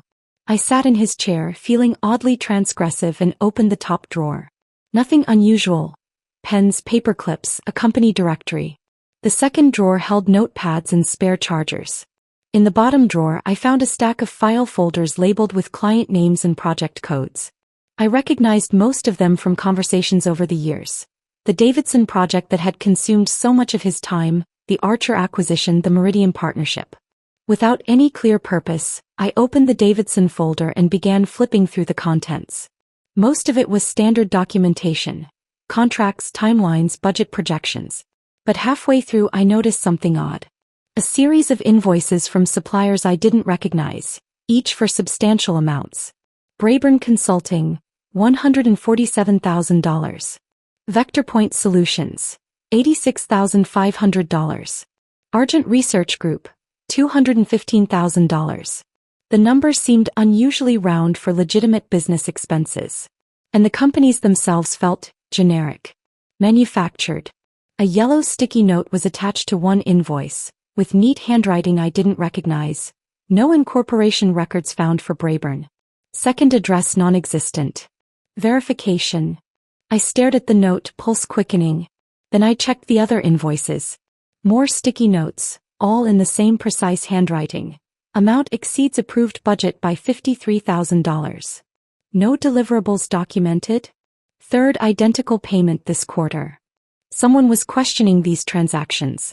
Someone with access to Logan's files. Someone who was either very thorough or very suspicious. I grabbed my phone and searched for Brayburn Consulting. Nothing substantial appeared, just a basic website with stock photos and vague service descriptions. Same for VectorPoint and Argent. All three had minimal online presence for companies receiving six-figure payments. A realization hit me with such force that I actually gasped aloud. The handwriting on those notes, I'd seen it before. On meeting agendas. On Logan's schedule printouts. It belonged to Catherine. Logan's secretary was documenting discrepancies in his financial dealings. But why? If they were having an affair, wouldn't she be complicit in whatever he was doing? Unless she was protecting herself. I spent the next 2 hours combing through every folder in Logan's office. A pattern emerged. Large payments to shell companies, unusual fund transfers, client billing with inflated hours. And throughout, Catherine's meticulous notes, cataloging every questionable transaction. My grief had crystallized into something harder, colder, more focused. Logan hadn't just betrayed our marriage. He appeared to be embezzling company funds. And his secretary, rather than being merely his accomplice in infidelity, was creating a detailed record of his misconduct. I needed to talk to her. I found Catherine's address in Westcrest's employee directory, which Logan had brought home during last year's emergency planning session. She lived in a newer apartment complex in Capitol Hill, about 20 minutes from our house. It was nearly midnight when I parked outside her building. The rational part of my brain screamed that this was insane, confronting my husband's mistress hours after he'd publicly humiliated me. But nothing about this night existed in the realm of rational behavior. I pressed her apartment number on the call box, heart hammering. After a long pause, her voice came through the speaker, wary and tired. "Hello. It's Anna Miller, Logan's wife. We need to talk." Another pause, longer this time. Then the door buzzed open. The elevator ride to the 4th floor gave me time to doubt every decision that had led me here. What was I hoping to accomplish? To scream at her? To demand answers? To compare notes on Logan's betrayal? Catherine was waiting in her doorway, still wearing her outfit from dinner, though she'd removed her heels and jewelry. Her expression was a complex mixture of dread, defensiveness, and, unexpectedly, resignation. "I'm surprised it took you this long," she said quietly, stepping back to let me enter. Her apartment was smaller than I'd expected, neat and minimally decorated, with stacks of books on the coffee table and a half-empty glass of wine on the counter. "How long have you been sleeping with my husband?" The question came out sharper than I'd intended, but my diplomatic reserves were utterly depleted. Catherine flinched. 6 months. Since the Davidson project started. No excuses, no denial. Just facts. And how long have you been documenting his financial fraud? Her head snapped up, eyes widening. How did you? I found your notes. The sticky questions about fake companies and missing funds.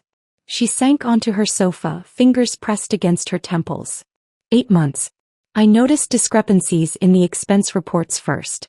Then the shell companies. She looked up at me, her composure cracking. I never meant to get involved with him. But he was persistent. Made me feel special. Needed. You're not the first, I said, remaining standing. His previous secretary transferred departments suddenly. Now I wonder if the pattern was the same. Catherine's laugh held no humor. He told me she couldn't handle the pressure. That I was different. Smarter. More capable. She reached for her wine glass. Last week he mentioned bringing in an assistant for me. A younger one. Said I seemed overwhelmed. The parallel was unmistakable. Catherine had seen it too. He's setting you up, I said. When whatever he's doing eventually comes to light, you'll be the one with your fingerprints on the paperwork. She nodded slowly. I realized that 3 months ago. That's when I started keeping copies. Documentation of his instructions. Records of everything. We stared at each other across the room. 2 women who should have been enemies but found themselves unlikely allies against the same manipulator. Why are you telling me this? I asked. Catherine set down her glass. Because he humiliated you tonight in front of everyone who matters in your career. Because he talks about you like you're an outdated appliance he's replacing. And because... She hesitated. Because I think he's planning to do the same to me, just in a different way. In that moment something shifted between us. Not friendship, we were too damaged for that. But a recognition, a solidarity born from shared injuries. I have an idea, I said, pulling out my phone. But I need to see exactly what evidence you have. Catherine spread her evidence across her dining table. A meticulous archive of Logan's financial misconduct. Color-coded folders contained copies of questionable invoices, emails with contradictory instructions, and screenshots of calendar entries that didn't match official meeting logs. I started documenting everything after the Archer acquisition, she explained, opening a particularly thick folder. Logan instructed me to process invoices for market research. That never happened. When I asked questions, he said it wasn't my place to understand the bigger picture. I examined the documents, my finance degree finally proving useful after years of being underutilized. These shell companies, they all funnel back to offshore accounts, don't they? Catherine nodded. I tracked the money trail as far as I could without raising flags. Best I can tell, he siphoned nearly $2 million over the past year. The sheer audacity was breathtaking. All those late nights he'd claimed were devoted to company success had actually been spent constructing an elaborate fraud. The irony is, I said quietly, Logan always called me boring because I'm methodical. Detail-oriented. The very qualities that help me see exactly what he's doing now. Catherine's expression softened slightly. He does the same to me. Calls me his reliable watchdog to colleagues, like it's a compliment. But when we're alone, he mocks my obsession with procedure, and calls me rigid. Yet he relied on that trait to maintain his fraud, I noted. He never suspected you'd use that same attention to detail against him. Men like Logan, Catherine said, gathering documents into organized piles, they only see what benefits them. We're just functional objects. Useful until we're not. The painful truth hung between us. We'd both been reduced to our utility. Wife as status symbol, secretary as facilitator, with our actual talents dismissed as personality flaws. So what's your plan? Catherine asked. I outlined my thoughts. We would deliver evidence of Logan's embezzlement to Westcrest's compliance team anonymously, ensuring neither of us appeared to be the source. We'd continue our normal routines at work to avoid suspicion while the investigation proceeded. That's it. Catherine looked disappointed. After what he did to you at dinner, you just want the company to handle it quietly? I smiled for the first time that night. Oh, that's just phase 1. I want Logan to feel completely secure before everything collapses. I want him caught at the height of his arrogance. Dawn was breaking when I finally left Catherine's apartment, our unlikely alliance cemented by shared betrayal and a detailed action plan. Returning to work proved more difficult than I'd anticipated. News of Logan's dinner announcement had spread throughout Westcrest with predictable speed. The elevator ride to our floor became an exercise in composure as conversations halted when I entered and resumed in whispers after I exited. My assistant Diane greeted me with excessive cheerfulness. "I brought your favorite latte. Extra shot, just how you like it." The sympathy in her eyes was almost worse than the whispers. I thanked her and retreated to my office, where an email from HR awaited, delicately inquiring about potential workplace accommodations during this personal transition. At lunch, I deliberately sat in the company cafeteria rather than hiding away. Colleagues avoided my table like I carried something contagious. Divorce, perhaps, or public humiliation. Only Marcus Coleman, the CFO, briefly stopped by. "Anna," he said quietly, "what Logan did was unprofessional and cruel. If you need anything, a transfer, different projects, just say the word." I thanked him with a calm I didn't feel. "Actually, I'm fine right where I am. I've always believed in finishing what I start." Across the cafeteria, I spotted Logan holding court at a table of admirers, Catherine efficiently taking notes beside him. To anyone watching, we were the perfect corporate tableau. The rising executive, his attentive secretary, and his soon-to-be ex-wife maintaining dignified distance. That afternoon, Catherine and I met briefly in the file room, exchanging information under the pretense of transferring project documents.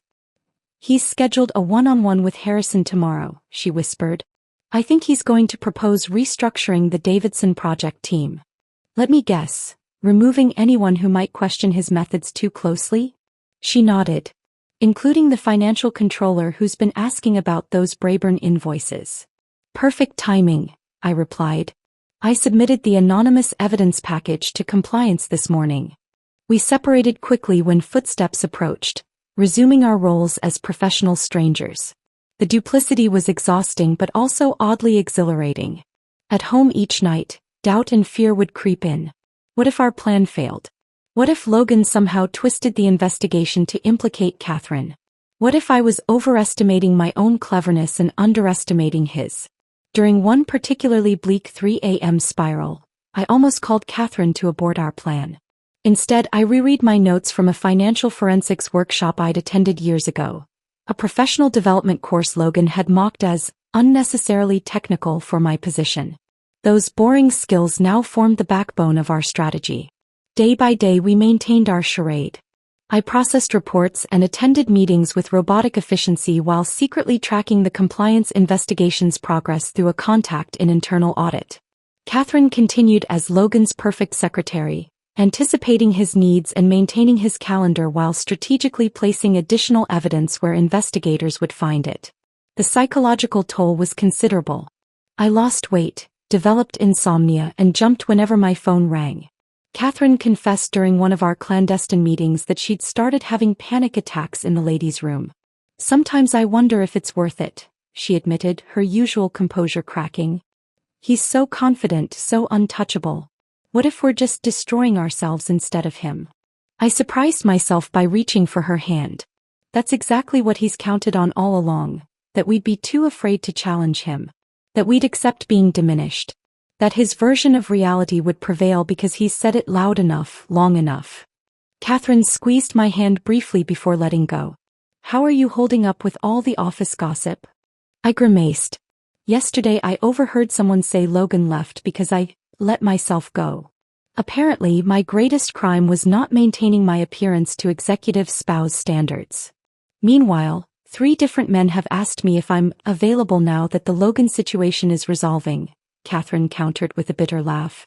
"We developed an unexpected friendship, not based on shared interests or natural affinity, but on mutual respect for each other's resilience." I admired Catherine's precision and courage in documenting Logan's misdeeds despite personal risk. She seemed to value my strategic thinking and emotional steadiness under pressure. 2 weeks into our plan, the first tangible sign of success appeared. Compliance requested additional documentation on all Davidson project expenditures.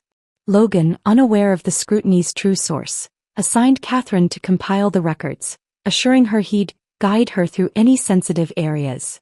"It's starting," I texted Catherine that night, a simple message that carried all our shared anticipation and anxiety. Her response came immediately. He still thinks we're both exactly what he always thought, predictable, boring women who know our place. He never once considered we might be dangerous. 3 days after compliance requested the Davidson files, I received a text from Marcus Coleman. Emergency board meeting tomorrow 9 a.m. Your presence requested. Confidential. I immediately called Catherine. Tomorrow's the day.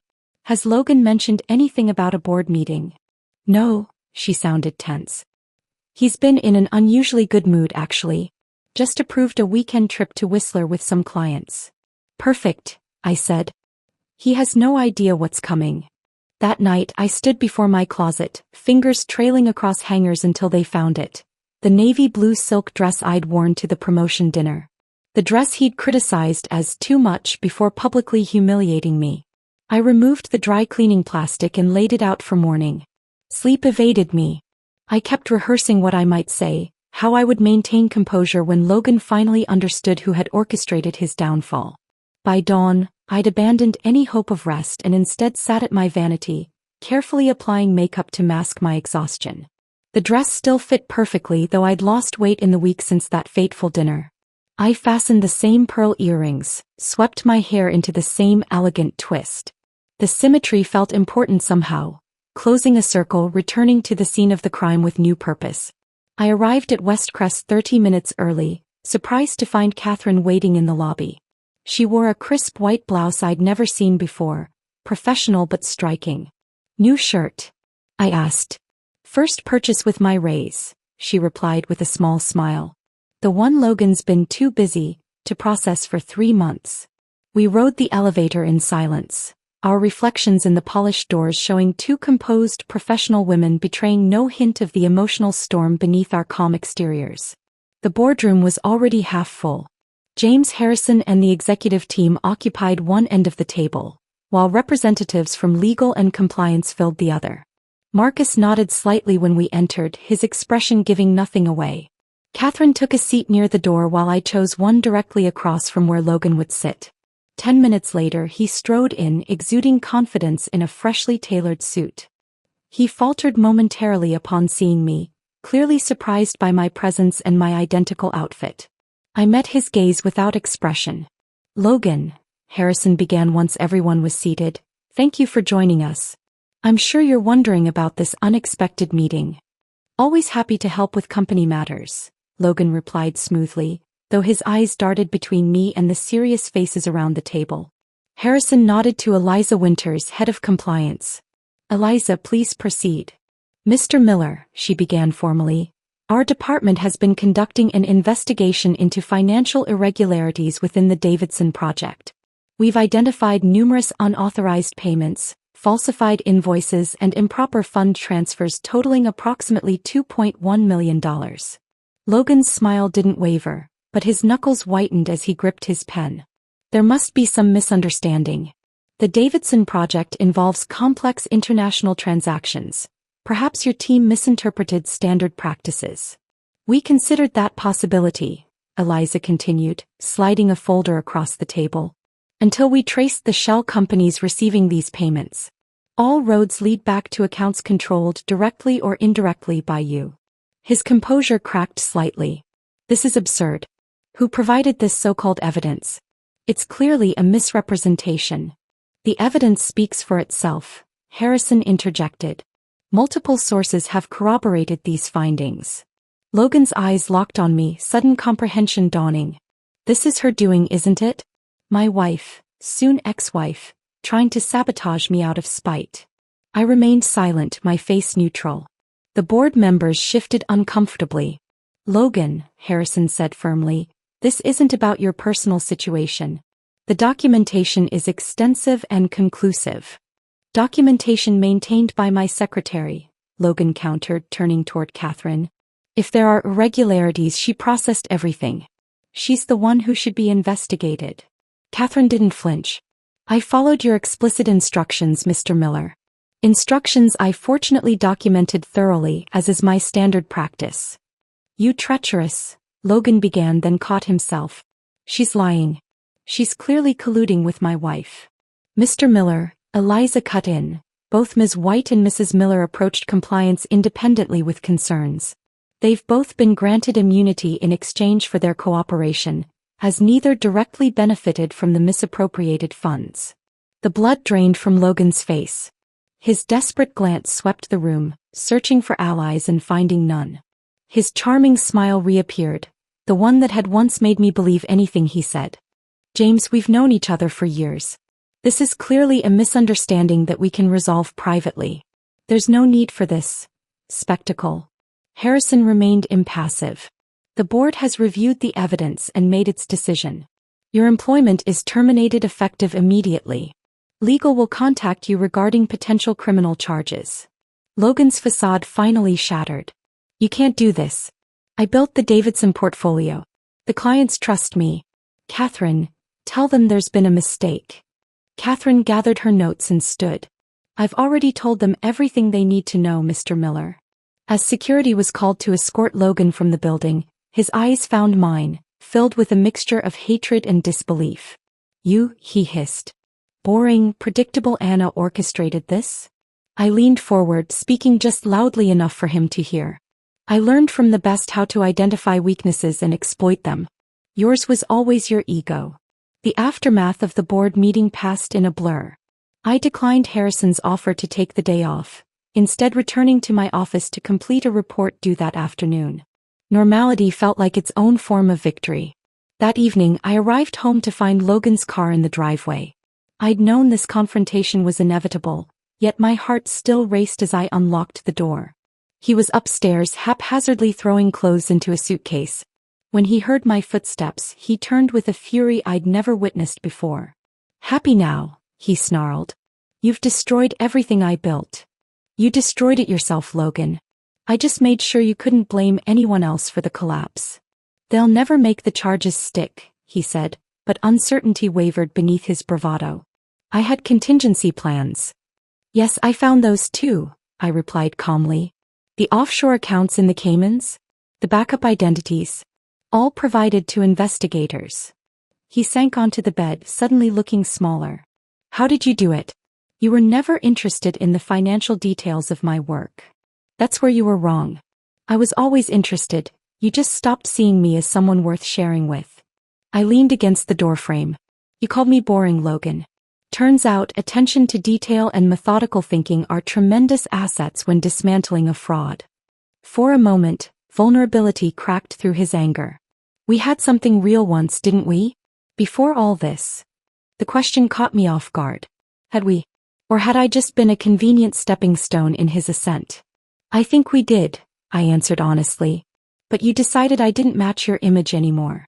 You were rising. I was stuck. He flinched at his own words thrown back at him. What happens now? Now you leave. The divorce papers are on the kitchen counter. Sign them before you go. As I watched him finish packing, a complex emotion washed over me. Not quite satisfaction, not quite grief, but something in between. The man I'd loved, built a life with, and eventually exposed was reduced to stuffing wrinkled shirts into a box. When his car finally pulled away, I walked through our house. My house now. Touching surfaces, reacquainting myself with spaces that had felt foreign during our estrangement. In the kitchen, I found the signed divorce papers next to a hastily scrawled note. You won. Hope it was worth it. I poured myself a glass of wine and stepped out onto the deck, watching the sunset paint the Seattle skyline in gold and crimson. My phone buzzed with a text from Catherine. Harrison offered me a position in compliance. Said my attention to detail was exactly what the department needs. I smiled, typing back, take it. We boring, reliable women need to stick together. The future stretched before me, uncertain but unburdened by Logan's dismissive judgment or crushing expectations. What he had seen as my greatest weakness had become my salvation. My steadiness. My reliability. My supposed boringness. In the end, I hadn't needed to change to match Logan's rising image. I'd simply needed to recognize my own worth without his validation. And that, ironically, was the most exciting revelation of all. If watching Anna transform from a discarded wife to the architect of Logan's downfall satisfied your sense of justice, I'd love to know your thoughts. My favorite part was when she wore the same dress to the board meeting. Such perfect symbolism. What moment in Anna's revenge journey resonated with you most? Drop your answer in the comments, hit subscribe for more stories of sweet justice, and like this story if you believe everyone eventually gets the receipt they deserve. He replaced my name with his sister's on the company site. Vanessa's better at posing than planning, they joked. In meetings, his sister ordered me to take notes and serve snacks to everyone, adding, "It's the only way you'll contribute here." I smiled through it all, until the boardroom seats rearranged. "Could you grab more napkins from the supply closet?" Isabel's voice cut through the conference room chatter like a blade. "And maybe some of those little cream cheese sandwiches? The ones you made last time were actually decent." I stood frozen by the door, my strategic analysis folder clutched against my chest like armor. 20 executives, people who used to seek my advice, who used to nod respectfully at my presentations, now avoided eye contact as whispers rippled through the room. Someone actually snickered. 6 months ago I would have been leading this meeting. The memory hit me like a physical blow. Richard's weathered hands spreading my market expansion proposal across this very table, his eyes lighting up with genuine excitement. "This is revolutionary thinking," he'd said, his voice carrying the weight of 30 years building this empire. "Vanessa, you've just solved our biggest challenge." That was then. That was when I mattered. Now I was the coffee girl. "The sandwiches?" Isabel repeated, her tone suggesting I was mentally deficient. A few people chuckled, the kind of nervous laughter that accompanies public humiliation. My cheeks burned as I backed toward the door, my heels clicking against the marble floor like a countdown to my own execution. But let me tell you how intoxicating those first 6 months had been, because the fall hurts so much more when you remember the height. Before Richard died, I was untouchable. I remember the exact moment I knew I belonged in this world. It was during my 3rd week at Morrison & Associates, barely 2 months after marrying Cole. The quarterly board meeting had devolved into heated arguments about our stagnating Southeast division, millions in revenue bleeding away while competitors swooped in like vultures. Richard sat at the head of the massive conference table, his silver hair catching the afternoon light as veteran executives pitched increasingly desperate solutions. Each proposal was more conservative than the last, patching holes instead of rebuilding the ship.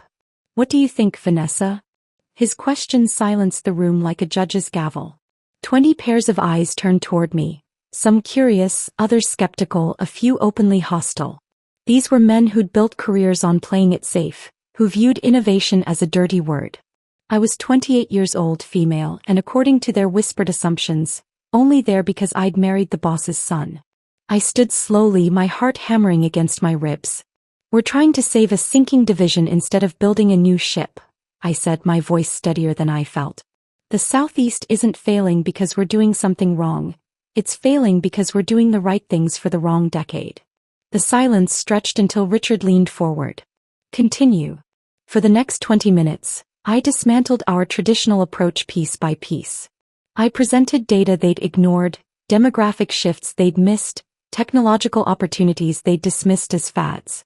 I painted a picture of complete strategic overhaul, risky, expensive, and absolutely necessary. When I finished, Richard's smile could have powered the building. "Gentlemen, this is what leadership looks like. Bold vision backed by solid research." He turned to his son. "Cole, you picked well. That single moment changed everything." Suddenly, my opinions carried weight. Project managers scheduled meetings around my availability. Department heads sought my approval before implementing changes. Richard began introducing me at industry events not as Cole's wife, but as our strategic planning director, the brightest mind in the room. My office became a pilgrimage site. Senior executives would knock tentatively, asking if I had just a minute to review their proposals. I'd find myself mediating disputes between department heads, my recommendations treated like gospel. "Dad calls you the company's secret weapon," Cole told me one evening, his pride radiating like warmth from a fireplace. We were in his apartment, our apartment now, overlooking the city lights. He'd just returned from a client dinner where Richard had apparently spent 20 minutes praising my latest cost optimization strategy. Even Isabel, typically frosty toward outsiders, began including me in family discussions. She'd mention upcoming board retreats or family traditions with casual assumption of my permanent place. "The annual shareholders meeting is always stressful," she'd said once. but having another strategic mind in the family will help. Richard made it official during our 6-month wedding anniversary dinner. The extended family had gathered at his estate. Aunts, uncles, cousins who'd never paid attention to me before suddenly hanging on my every word about market trends and investment opportunities. "I have an announcement," Richard said, rising from the head of the table with his wine glass raised. "Vanessa has single-handedly turned around our Southeast operations. Revenue is up 43% in 6 months. She's not just joining our family, she's securing our future." The applause felt like validation, like finally proving I belonged in rooms where decisions affecting thousands of lives were made over dessert and vintage wine. Those months sparkled with possibility. Richard would pull me aside after Sunday dinners, discussing succession plans with the seriousness of a military strategist. "I won't live forever," he'd say, his weathered hands gesturing toward family photos spanning generations. "This company needs leaders who understand both tradition and innovation. You get that balance." I felt invincible, untouchable, like I was building something permanent. Then Richard collapsed during his morning jog on a Tuesday in March, and my world shattered like glass hitting concrete.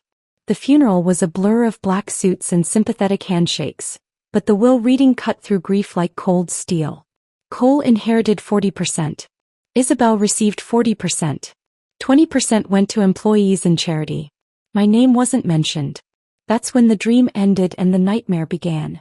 Standing in that conference room now, clutching my ignored analysis while being asked to fetch sandwiches, I understood exactly how far I'd fallen. From strategic director to catering staff in 3 months. But they'd made one crucial mistake. They thought humiliation would break me. Instead, it was about to forge me into something far more dangerous than they could imagine. The coffee request came exactly 31 days after Richard's funeral. I know because I'd been counting, not the days since his death, but the days since my last meaningful contribution to a board meeting. The precision of their timing wasn't coincidental. "Vanessa, darling." Isabel's voice dripped honey-coated venom as she intercepted me in the hallway outside the executive conference room. "Could you be an absolute angel and handle refreshments today? Martha called in sick and we're expecting some important clients." Martha, the 60-year-old administrative assistant who'd been fetching coffee for executives since before I was born. The same woman who used to address me as Ms. Morrison and ask permission before entering my office. "I was actually preparing for the presentation on the Johnson acquisition," I replied, gesturing toward the leather portfolio in my hands. 3 weeks of research distilled into 47 slides that could save the company millions. Isabel's laugh tinkled like breaking glass. "Oh, sweetie, Cole's handling that now. We simplified the approach. Sometimes less is more, you know." Her manicured fingers touched my arm with practiced sympathy. "It's just coffee, Vanessa. No need to take it so seriously." The conference room doors were already closed when I returned with the silver service tray. Through the frosted glass, I could see Cole's silhouette at the head of the table. My table where I'd once commanded respect with data-driven strategies and innovative solutions. Now I was balancing cream and sugar like a waitress at a roadside diner. When I knocked, the conversation stopped abruptly. Cole opened the door with an expression I'd never seen before. Embarrassment mixed with something darker. Pity perhaps. Or guilt. "Just set it on the side table," he whispered, avoiding eye contact. "Thanks, honey." Honey.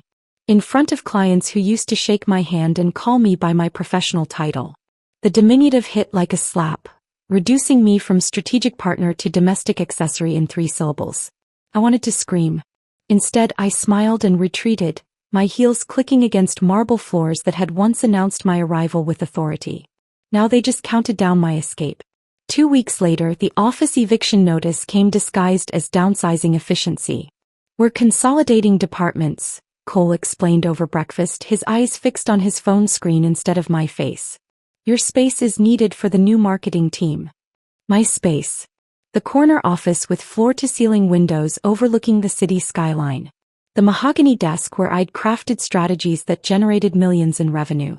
The bookshelf lined with industry publications I'd contributed to, my nameplate still gleaming on the door. Where am I supposed to work? The question sounded pathetic even to my own ears. From home mostly. You can always use the hot desk in the lobby when you need to come in. He finally looked up, his expression carefully neutral. It's more flexible this way. Better work-life balance. Work-life balance. The corporate euphemism for making someone irrelevant without technically firing them. That afternoon, I packed my personal belongings into 3 cardboard boxes while cleaning staff waited impatiently to begin the renovation. My diplomas, industry awards, family photos. The physical evidence of my professional identity reduced to items small enough to carry to my car in one trip. The new occupant moved in the next morning. Some kid fresh out of business school with perfectly styled hair and an eager smile. I watched from the lobby as maintenance workers removed my nameplate and installed his, the brass gleaming like a beacon of my replacement. Home became my prison. Cole would leave each morning with his leather briefcase and return each evening with stories I wasn't part of. Client meetings I'd once dominated. Strategic decisions I'd once influenced. Board discussions that happened in rooms I was no longer invited to enter. "How was your day?" became our hollow evening ritual. "Productive," he'd answer, already reaching for his laptop. "Lots of moving pieces right now. You know how it is." Except I didn't know anymore. I wasn't part of the machine I'd helped build. The business conversations we'd once shared over dinner disappeared entirely. When I'd ask about ongoing projects or offer insights based on news articles I'd read, Cole would nod politely and change the subject to weekend plans or home renovation ideas. "Let's keep work at work," he'd say with forced cheerfulness. "You deserve to relax." Relax. As if my career had been a burden I should be grateful to abandon. The website discovery happened on a Thursday morning while I was researching industry trends, trying to stay current despite my forced exile from relevance. I'd navigated to Morrison & Associates' homepage to check our latest press releases when the leadership page loaded with surgical precision. Richard Morrison, founder, 1952 to 2024. His memorial photo gazed out with the same steely determination that had built an empire. Cole Morrison, Chief Executive Officer. His professional headshot radiated confident authority I'd helped him develop. Isabel Morrison, Co-Chief Executive Officer. The title that should have been mine, displayed in elegant serif font beneath her perfectly composed portrait. I scrolled frantically, searching for my name anywhere on the site. Strategic Planning Director. Senior Advisor. Even a mention in the company history section acknowledging my contributions to recent growth. Nothing. Not even a footnote. 6 months of revolutionary strategies, millions in additional revenue, industry recognition for innovative approaches. All of it erased as if I'd never existed. The company's digital memory had been scrubbed clean of my professional DNA. My hands trembled as I screenshot the evidence, though I wasn't sure why. Perhaps documentation of my own disappearance. Perhaps proof that I hadn't imagined the respect I'd once commanded. Cole found me that evening sitting in his study, our study, staring at the computer screen with the website still open. "You saw it," he said quietly, not a question but a statement of inevitable discovery. "When were you planning to mention this?" My voice sounded foreign, hollow. He sat heavily in the leather chair across from me, suddenly looking older than his 32 years. "Isabel thought it would be easier this way. Clean transition. No confusion about leadership structure. No confusion," I repeated slowly. "About erasing me completely. You're still family, Vanessa. You're still my wife. That's what matters." But it wasn't what mattered. Not to me. Not anymore. That night, I lay awake listening to Cole's steady breathing beside me, understanding with crystal clarity that this was just the beginning. The coffee requests, the office eviction, the website erasure. These weren't random acts of post-grief reorganization. They were systematic dismantling. And tomorrow I would begin documenting every single piece. The documentation began with a simple notebook.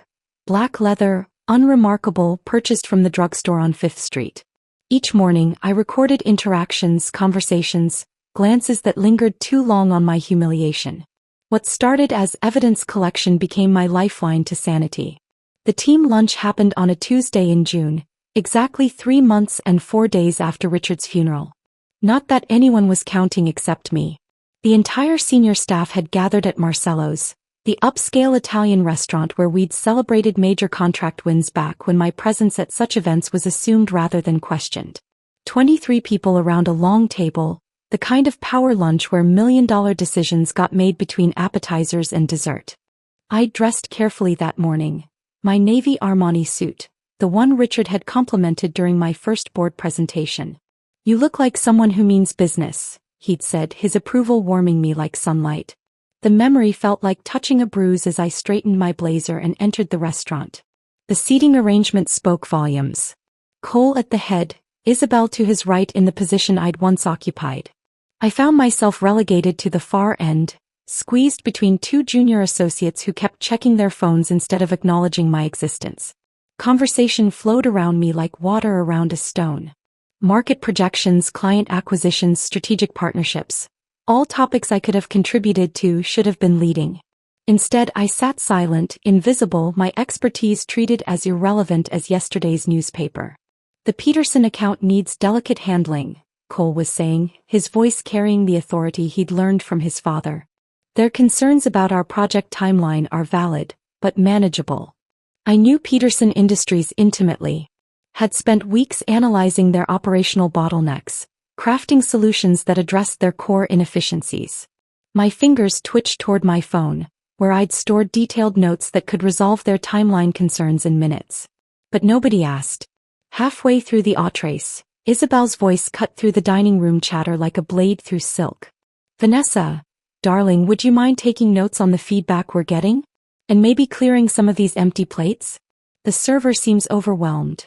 The table fell silent with surgical precision. 22 pairs of eyes turned toward me, some curious, others embarrassed, a few openly amused. The kind of silence that follows a car accident when everyone stops to stare at the wreckage. My pen froze above the notepad I'd been using to track talking points, not feedback. Not kitchen duties. Strategic insights that would never see daylight because my voice had been systematically silenced. Of course, I heard myself saying the words tasting like ash. I began stacking empty appetizer plates with hands that trembled just slightly, barely noticeable unless someone was watching closely. Marcus Fitzgerald, the operations director who'd once sought my advice on supply chain optimization, cleared his throat uncomfortably. "Actually, I think the server can handle." No, Isabel interrupted with a smile sharp enough to cut glass. "Vanessa doesn't mind. She's always been so helpful with the little details." Little details. My strategic analysis reduced to housekeeping tasks while men who'd once respected my expertise averted their eyes in secondhand embarrassment. The laughter started with Jennifer from accounting, a nervous giggle that spread like infection around the table. Not malicious, exactly, but complicit in its discomfort. The sound of people choosing sides, and I wasn't on the winning team. I finished clearing plates while conversation resumed around me, their voices deliberately louder to cover the awkwardness of my degradation. My cheeks burned with humiliation so intense it felt physical, like standing too close to a fire. Something inside me crystallized in that moment. Not broke, crystallized. Like carbon under pressure becoming diamond. Hard. Unbreakable. The drive home passed in a blur of rage and planning. Cole was already in his study when I arrived, laptop open, phone pressed to his ear, discussing quarterly projections with someone whose opinion apparently mattered more than his wife's. I waited until he finished the call, until he looked up with that expression of mild irritation he'd developed whenever I interrupted his work. "We need to talk about what happened today," he sighed, the sound of someone dealing with an inconvenient child. "The lunch? What about it? Your sister asked me to clear tables in front of the entire senior staff. Isabel was just trying to help the server." "You're overthinking this, Vanessa." He turned back to his laptop, fingers already moving across the keyboard. "Maybe this kind of supportive role actually suits you better. Not everything has to be about power plays and corporate politics." The words hit like physical blows. Supportive role. As if my MBA, my industry expertise, my proven track record meant nothing compared to my willingness to stack dirty dishes. Suits me better than what? Than the job I was hired for? Than the strategies that saved this company millions. "Look," he said, finally giving me his full attention with obvious reluctance. "Dad's gone. The company's structure has changed. We're all adjusting to new realities." New realities. Where I fetched coffee and cleared tables while men with half my qualifications made decisions that would have benefited from my input. The conversation ended there, but the documentation continued. Every slight, every dismissal, every moment they treated me like hired help instead of family business leadership. The apron arrived 3 days later. Pristine white cotton with the Morrison and Associates logo embroidered in navy thread. The accompanying note, written in Isabel's perfect penmanship, felt like a dagger wrapped in ribbon. For the woman who keeps the company kitchen running smoothly. Your dedication to the details doesn't go unnoticed. I stood in my kitchen, our kitchen, holding this symbol of my complete professional annihilation. Not fired. Not laid off. Simply reclassified as domestic staff in the empire I'd helped build.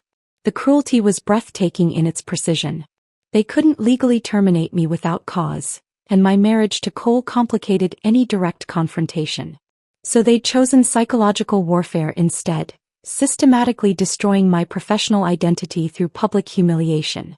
They wanted me to quit. To walk away voluntarily, saving them the messiness of explanations or severance packages. To disappear quietly while they rewrote company history without my contributions. That night, I sat at my laptop researching employment lawyers, corporate harassment policies, constructive dismissal cases. But legal remedies felt inadequate for the scope of their betrayal. They'd taken my career, my dignity, my place in the family business. Laws couldn't restore what they'd stolen.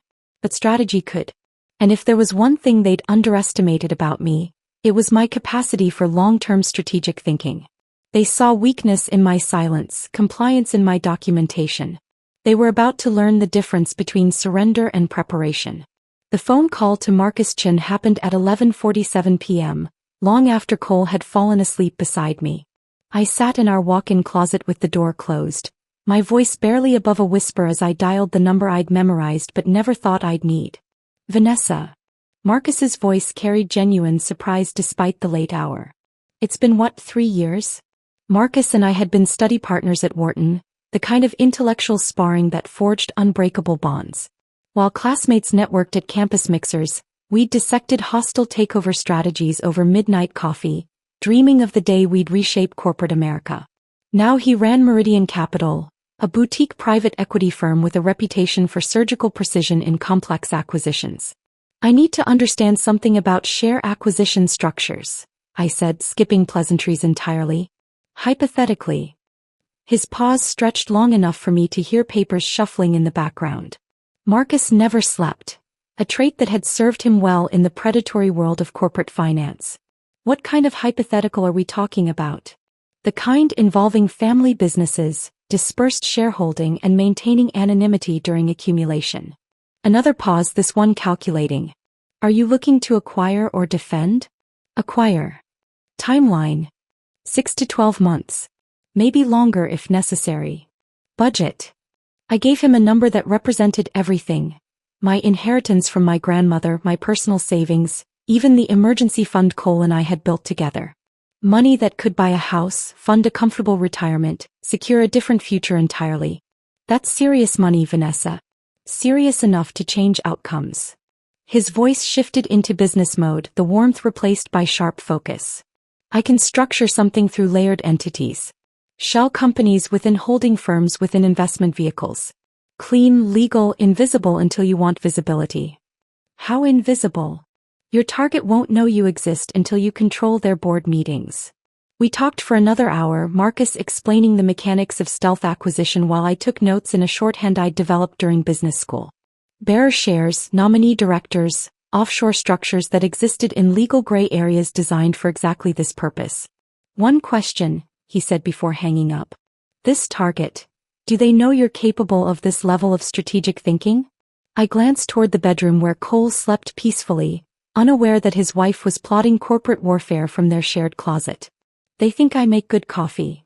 Marcus's laugh carried genuine admiration. Then they're about to get educated.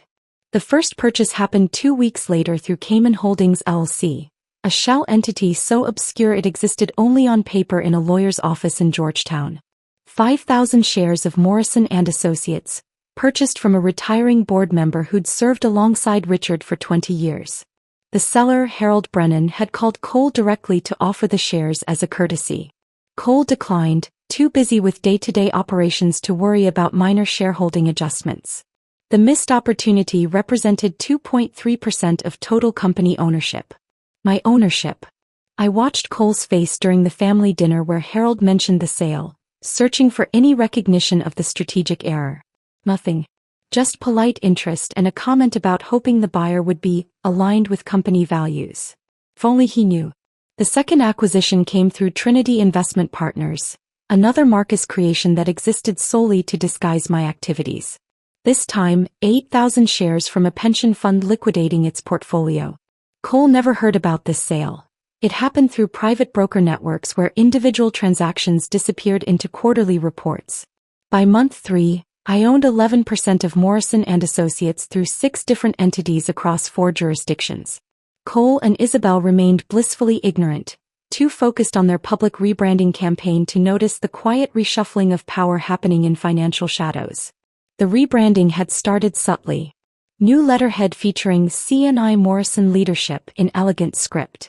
Marketing materials emphasizing the sibling synergy, driving company innovation. Cole's business cards now read Chief Executive Officer in larger font, while Isabel had upgraded her title to Chief Operating Officer, despite never having operated anything more complex than a charity gala. They commissioned a documentary crew to film their leadership transition journey, spending thousands on professional lighting and makeup artists to capture their vision for the company's future. I watched from the sidelines as they rehearsed sound bites about honoring their father's legacy while embracing new perspectives. New perspectives that apparently didn't include the woman who generated 40% of their recent revenue growth. During these filming sessions, I perfected my invisibility. Sitting quietly in corners, notepad balanced on my knee, documenting every grandiose claim and factual inaccuracy. They spoke about innovations I'd developed as if they'd conceived them personally. They described strategic victories I'd orchestrated as examples of their natural business instincts. The cameras loved them. Cole's earnest determination, Isabel's polished confidence. They projected exactly the kind of photogenic leadership that impressed investors and clients. Meanwhile, I recorded their lies in careful shorthand, building a file that would prove devastating when the right moment arrived. Vanessa's been such a supportive presence during this transition, Isabel told the documentary director during one particularly nauseating interview.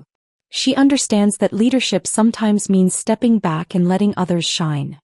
I smiled and nodded from my corner chair, playing the supportive family member while calculating exactly how much her condescension would cost when I controlled her paycheck. Month 5 brought my biggest acquisition yet, 22,000 shares from the Morrison Family Trust, a legacy holding that Richard's sister had inherited but never understood.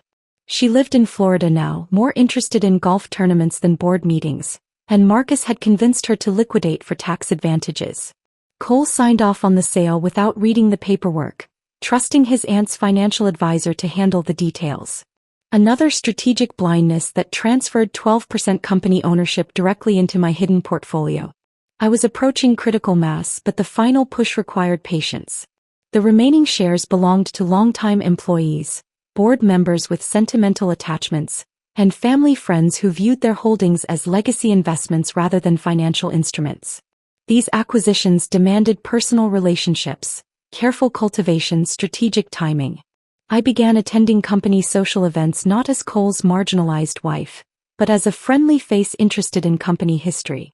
Retired executives loved sharing stories about Richard's early years, their reminiscences often revealing information about their estate planning and succession concerns. "My kids have no interest in the business," confided Margaret Willis during the annual summer barbecue. She'd been Richard's secretary for 30 years before retiring with a substantial stock package. "Honestly, I've been thinking about selling. The dividend income is nice, but I'd rather have liquidity for my grandchildren's education." I filed this information carefully, along with similar comments from a dozen other minority shareholders. When the time came, Marcus would approach each one through intermediaries, offering prices slightly above market value for quick private sales. By month 6, I controlled 47% of Morrison & Associates through a network of entities so complex that even sophisticated forensic accounting would require weeks to trace ownership back to me. Cole and Isabel combined held their 80% through direct inheritance, never imagining that someone might be quietly accumulating enough shares to challenge their control. The irony was exquisite. While they celebrated their leadership transition with champagne toasts and magazine interviews, I was systematically acquiring the power to make their positions entirely ceremonial. They thought they'd marginalized me into irrelevance.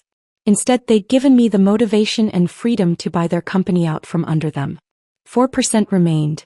4% between their arrogance and my absolute control. And I knew exactly where to find it. The final 4% came from an unexpected source. Richard himself. 3 days before the board meeting, while organizing his personal effects that Cole had been avoiding for months, I discovered a safety deposit box key taped inside his antique desk drawer. The bank records showed the box had been opened regularly until the week before his death, suggesting whatever lay inside held ongoing importance. The contents made my blood run cold and my strategy complete. Stock certificates. Original paper shares from Morrison & Associates founding, never digitized or recorded in modern systems. 4% of the company held in Richard's personal name, separate from his estate distribution. Along with them, a letter in his distinctive handwriting dated just 2 weeks before his death. If Vanessa is reading this, my succession plan has failed. These shares represent insurance, protection for the person I trust most to preserve what I built. Use them wisely. He'd known. Somehow, Richard had foreseen his children's capacity for betrayal and prepared a contingency that would take me from puppet to puppet master in a single revelation. The board meeting email went out at 6 a.m. on a Tuesday, time to arrive when people checked messages with their morning coffee. Professional, unremarkable, the kind of routine communication that wouldn't raise suspicions. Subject: structural change proposal. All board members and executive staff are requested to attend an emergency meeting today at 2 p.m. in the main conference room. Thank you, Vanessa Morrison. I signed it with my married name. The first time in months I'd used Morrison instead of my maiden name on official correspondence. Let them think I was finally accepting my diminished place in their hierarchy. Cole's response came within minutes. What's this about? We didn't discuss any structural changes. I didn't reply. By noon, the building buzzed with speculation. Administrative staff whispered in hallways about the mysterious meeting called by the boss's wife. Department heads cleared their schedules, curious about what domestic drama might spill into corporate governance. Marcus arrived at 1:30, his presence adding gravitas to what others assumed would be amateur theater. He carried a leather briefcase that contained documents 6 months in the making, share transfer records, voting proxy agreements, corporate restructuring proposals that would fundamentally alter Morrison & Associates' power dynamics. You ready for this? He asked, setting up files at the head of the conference table. I've been ready since they asked me to fetch their first cup of coffee.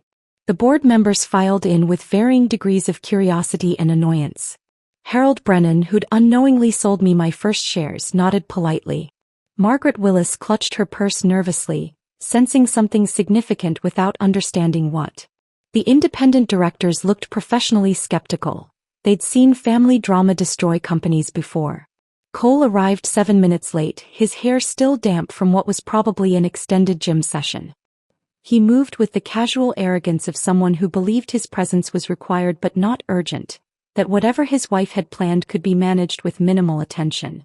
Isabel followed 30 seconds later, her entrance choreographed for maximum impact. Designer heels clicked against marble floors as she carried an oversized latte and wore the kind of smirk reserved for watching amateur performances. She dressed for victory. Power suit, statement jewelry, makeup applied with television-ready precision. Sorry I'm late, she announced to no one in particular, settling into the chair that had once been mine. Traffic was absolutely brutal. She leaned toward the board member beside her, stage whispering just loud enough for me to hear. Did you bring cookies this time, Vanessa? Or should we order catering for whatever presentation you've prepared? Scattered chuckles rippled around the table. The same people who'd once respected my strategic insights now viewed me as entertainment. A housewife playing at business while the real leaders indulged her fantasies. I remained silent, hands folded in my lap, watching their amusement with the patience of a predator waiting for prey to move within striking distance. All right, let's get started, Cole said, consulting his Rolex with practiced importance. I've got a client call at 3, so let's keep this focused. Vanessa, you called this meeting. What structural changes are you proposing?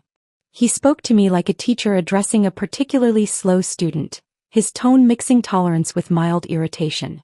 Around the table, 14 pairs of eyes fixed on me with expressions ranging from polite interest to barely concealed boredom.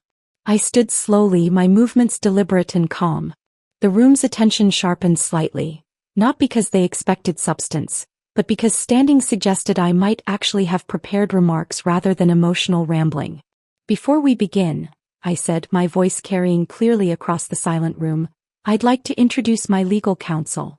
Marcus rose from his position near the door, briefcase in hand, his presence transforming the atmosphere from family meeting to corporate battlefield.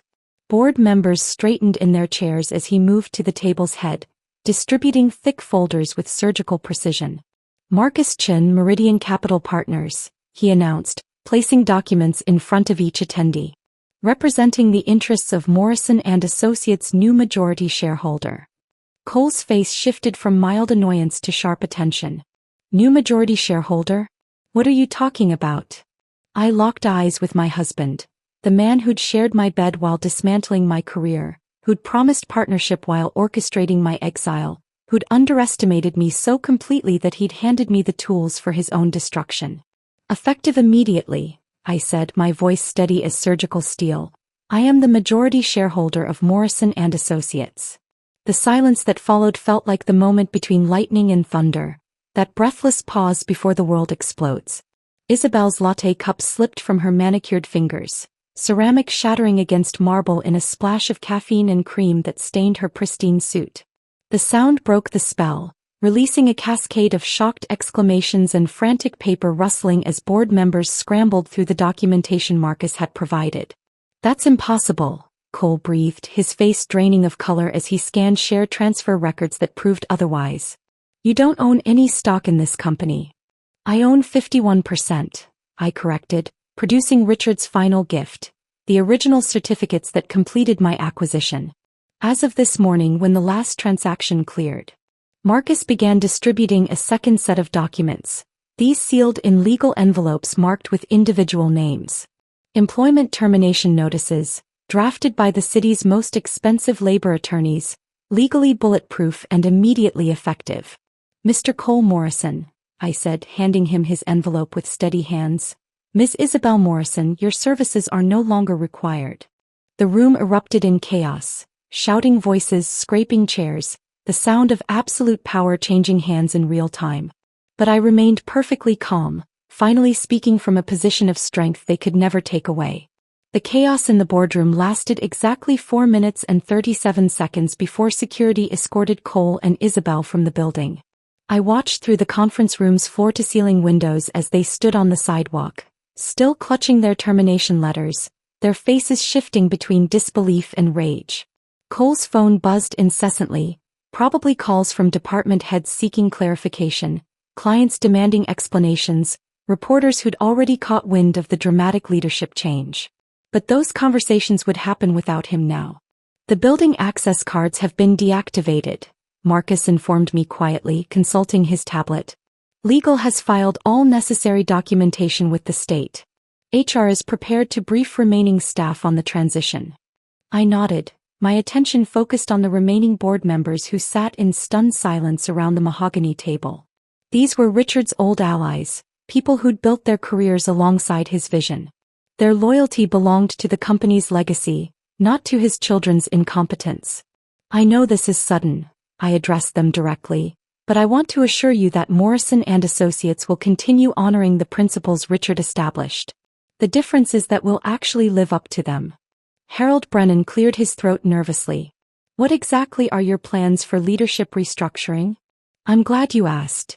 The appointments I'd planned during 6 months of quiet preparation began immediately. By Thursday morning, 3 extraordinary women occupied the executive offices that Cole and Isabel had treated as personal kingdoms. Dr. Sarah Chin, no relation to Marcus, became Chief Operating Officer. She'd been Morrison's head of international development until Isabel had her reassigned to special projects, for the crime of disagreeing with a particularly disastrous market expansion plan. Sarah held dual PhDs in economics and international business, spoke 5 languages fluently, and had generated over $40 million in revenue before being sidelined. "I thought my career here was finished," Sarah confided during our first executive meeting, her relief palpable. Isabel made it clear that women who talked back weren't welcome in leadership positions. The second appointment filled me with particular satisfaction. Jennifer Walsh, former head of strategic planning, my old department, had been demoted to junior analyst after questioning Cole's decision to abandon 3 profitable market segments. Her expertise in data-driven strategy was exactly what the company needed to recover from months of ego-driven decision-making. "You want me to rebuild the entire strategic planning division?" Jennifer asked, her voice mixing excitement with disbelief. "I want you to build it better than it ever was," I replied. "With proper resources, proper authority, and zero interference from people who mistake volume for intelligence." The third promotion went to Maria Santos, previously buried in the legal department despite being one of the sharpest corporate attorneys I'd ever encountered. Cole had blocked her advancement repeatedly, claiming she was too aggressive for client-facing roles. Her aggression, I discovered, consisted of actually reading contracts thoroughly and refusing to approve deals that would expose the company to unnecessary liability. Our first executive team meeting felt like stepping into an alternate universe where competence was valued over connections, where ideas mattered more than hierarchy, where women could speak without being interrupted or dismissed. "I want to address the elephant in the room," I said, looking around the conference table that had witnessed my humiliation just days earlier. "This company has been operating below its potential for months. We're going to fix that, but not through revenge or dramatic gestures. We're going to fix it by being better at everything we do." The press release went out that afternoon, crafted with surgical precision to communicate massive change through minimal words. Morrison and Associates announces new leadership structure. Leadership has changed. So will the culture. Industry publications picked up the story within hours. Business Weekly ran a front-page feature titled, "The Silent Takeover: How a Marginalized Wife Became a Power Player."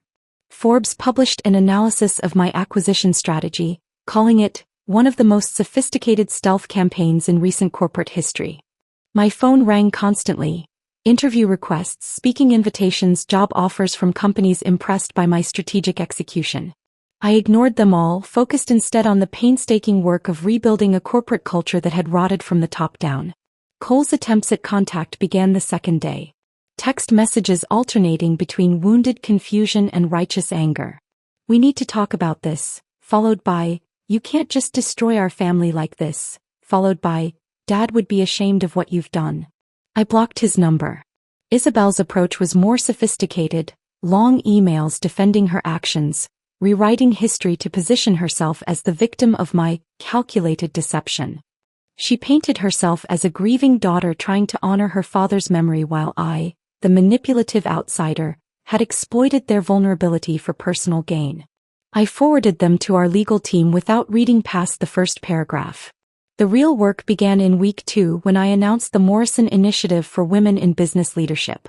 The program would provide mentorship, funding, and strategic support for women facing systematic exclusion from family businesses. A problem I discovered was disturbingly common.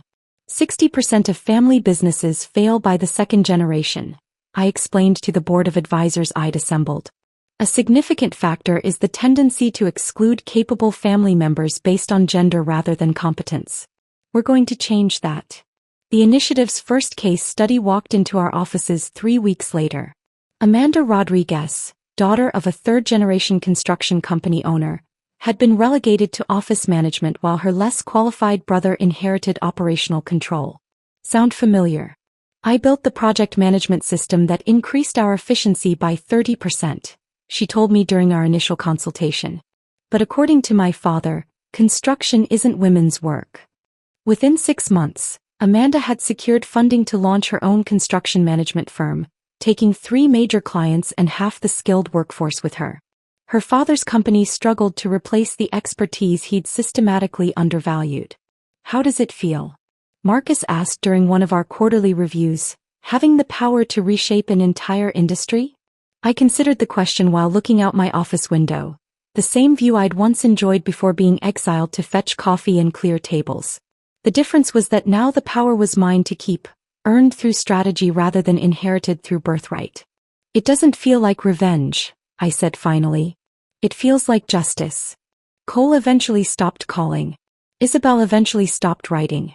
The industry eventually stopped treating my takeover as a curiosity and started recognizing it as a case study in strategic excellence. Morrison and Associates thrived under actual leadership. Our quarterly revenue increased by 28%. Client satisfaction scores reached all-time highs. Employee retention improved dramatically once people realized competence was valued over politics. But the real victory wasn't financial. The real victory was walking into boardrooms where my voice mattered, where my expertise was respected, where no one would ever ask me to fetch coffee again. I'd reclaimed more than a company. I'd reclaimed my dignity. And that was worth more than all the stock certificates in the world. If this story of corporate justice had you on the edge of your seat, press that like button right now. My favorite part was when Vanessa revealed she was the majority shareholder and handed out those termination letters with ice-cold precision. What was your favorite moment? Drop it in the comments below. Don't miss more empowering revenge stories like this. Subscribe and hit that notification bell so you never miss an upload.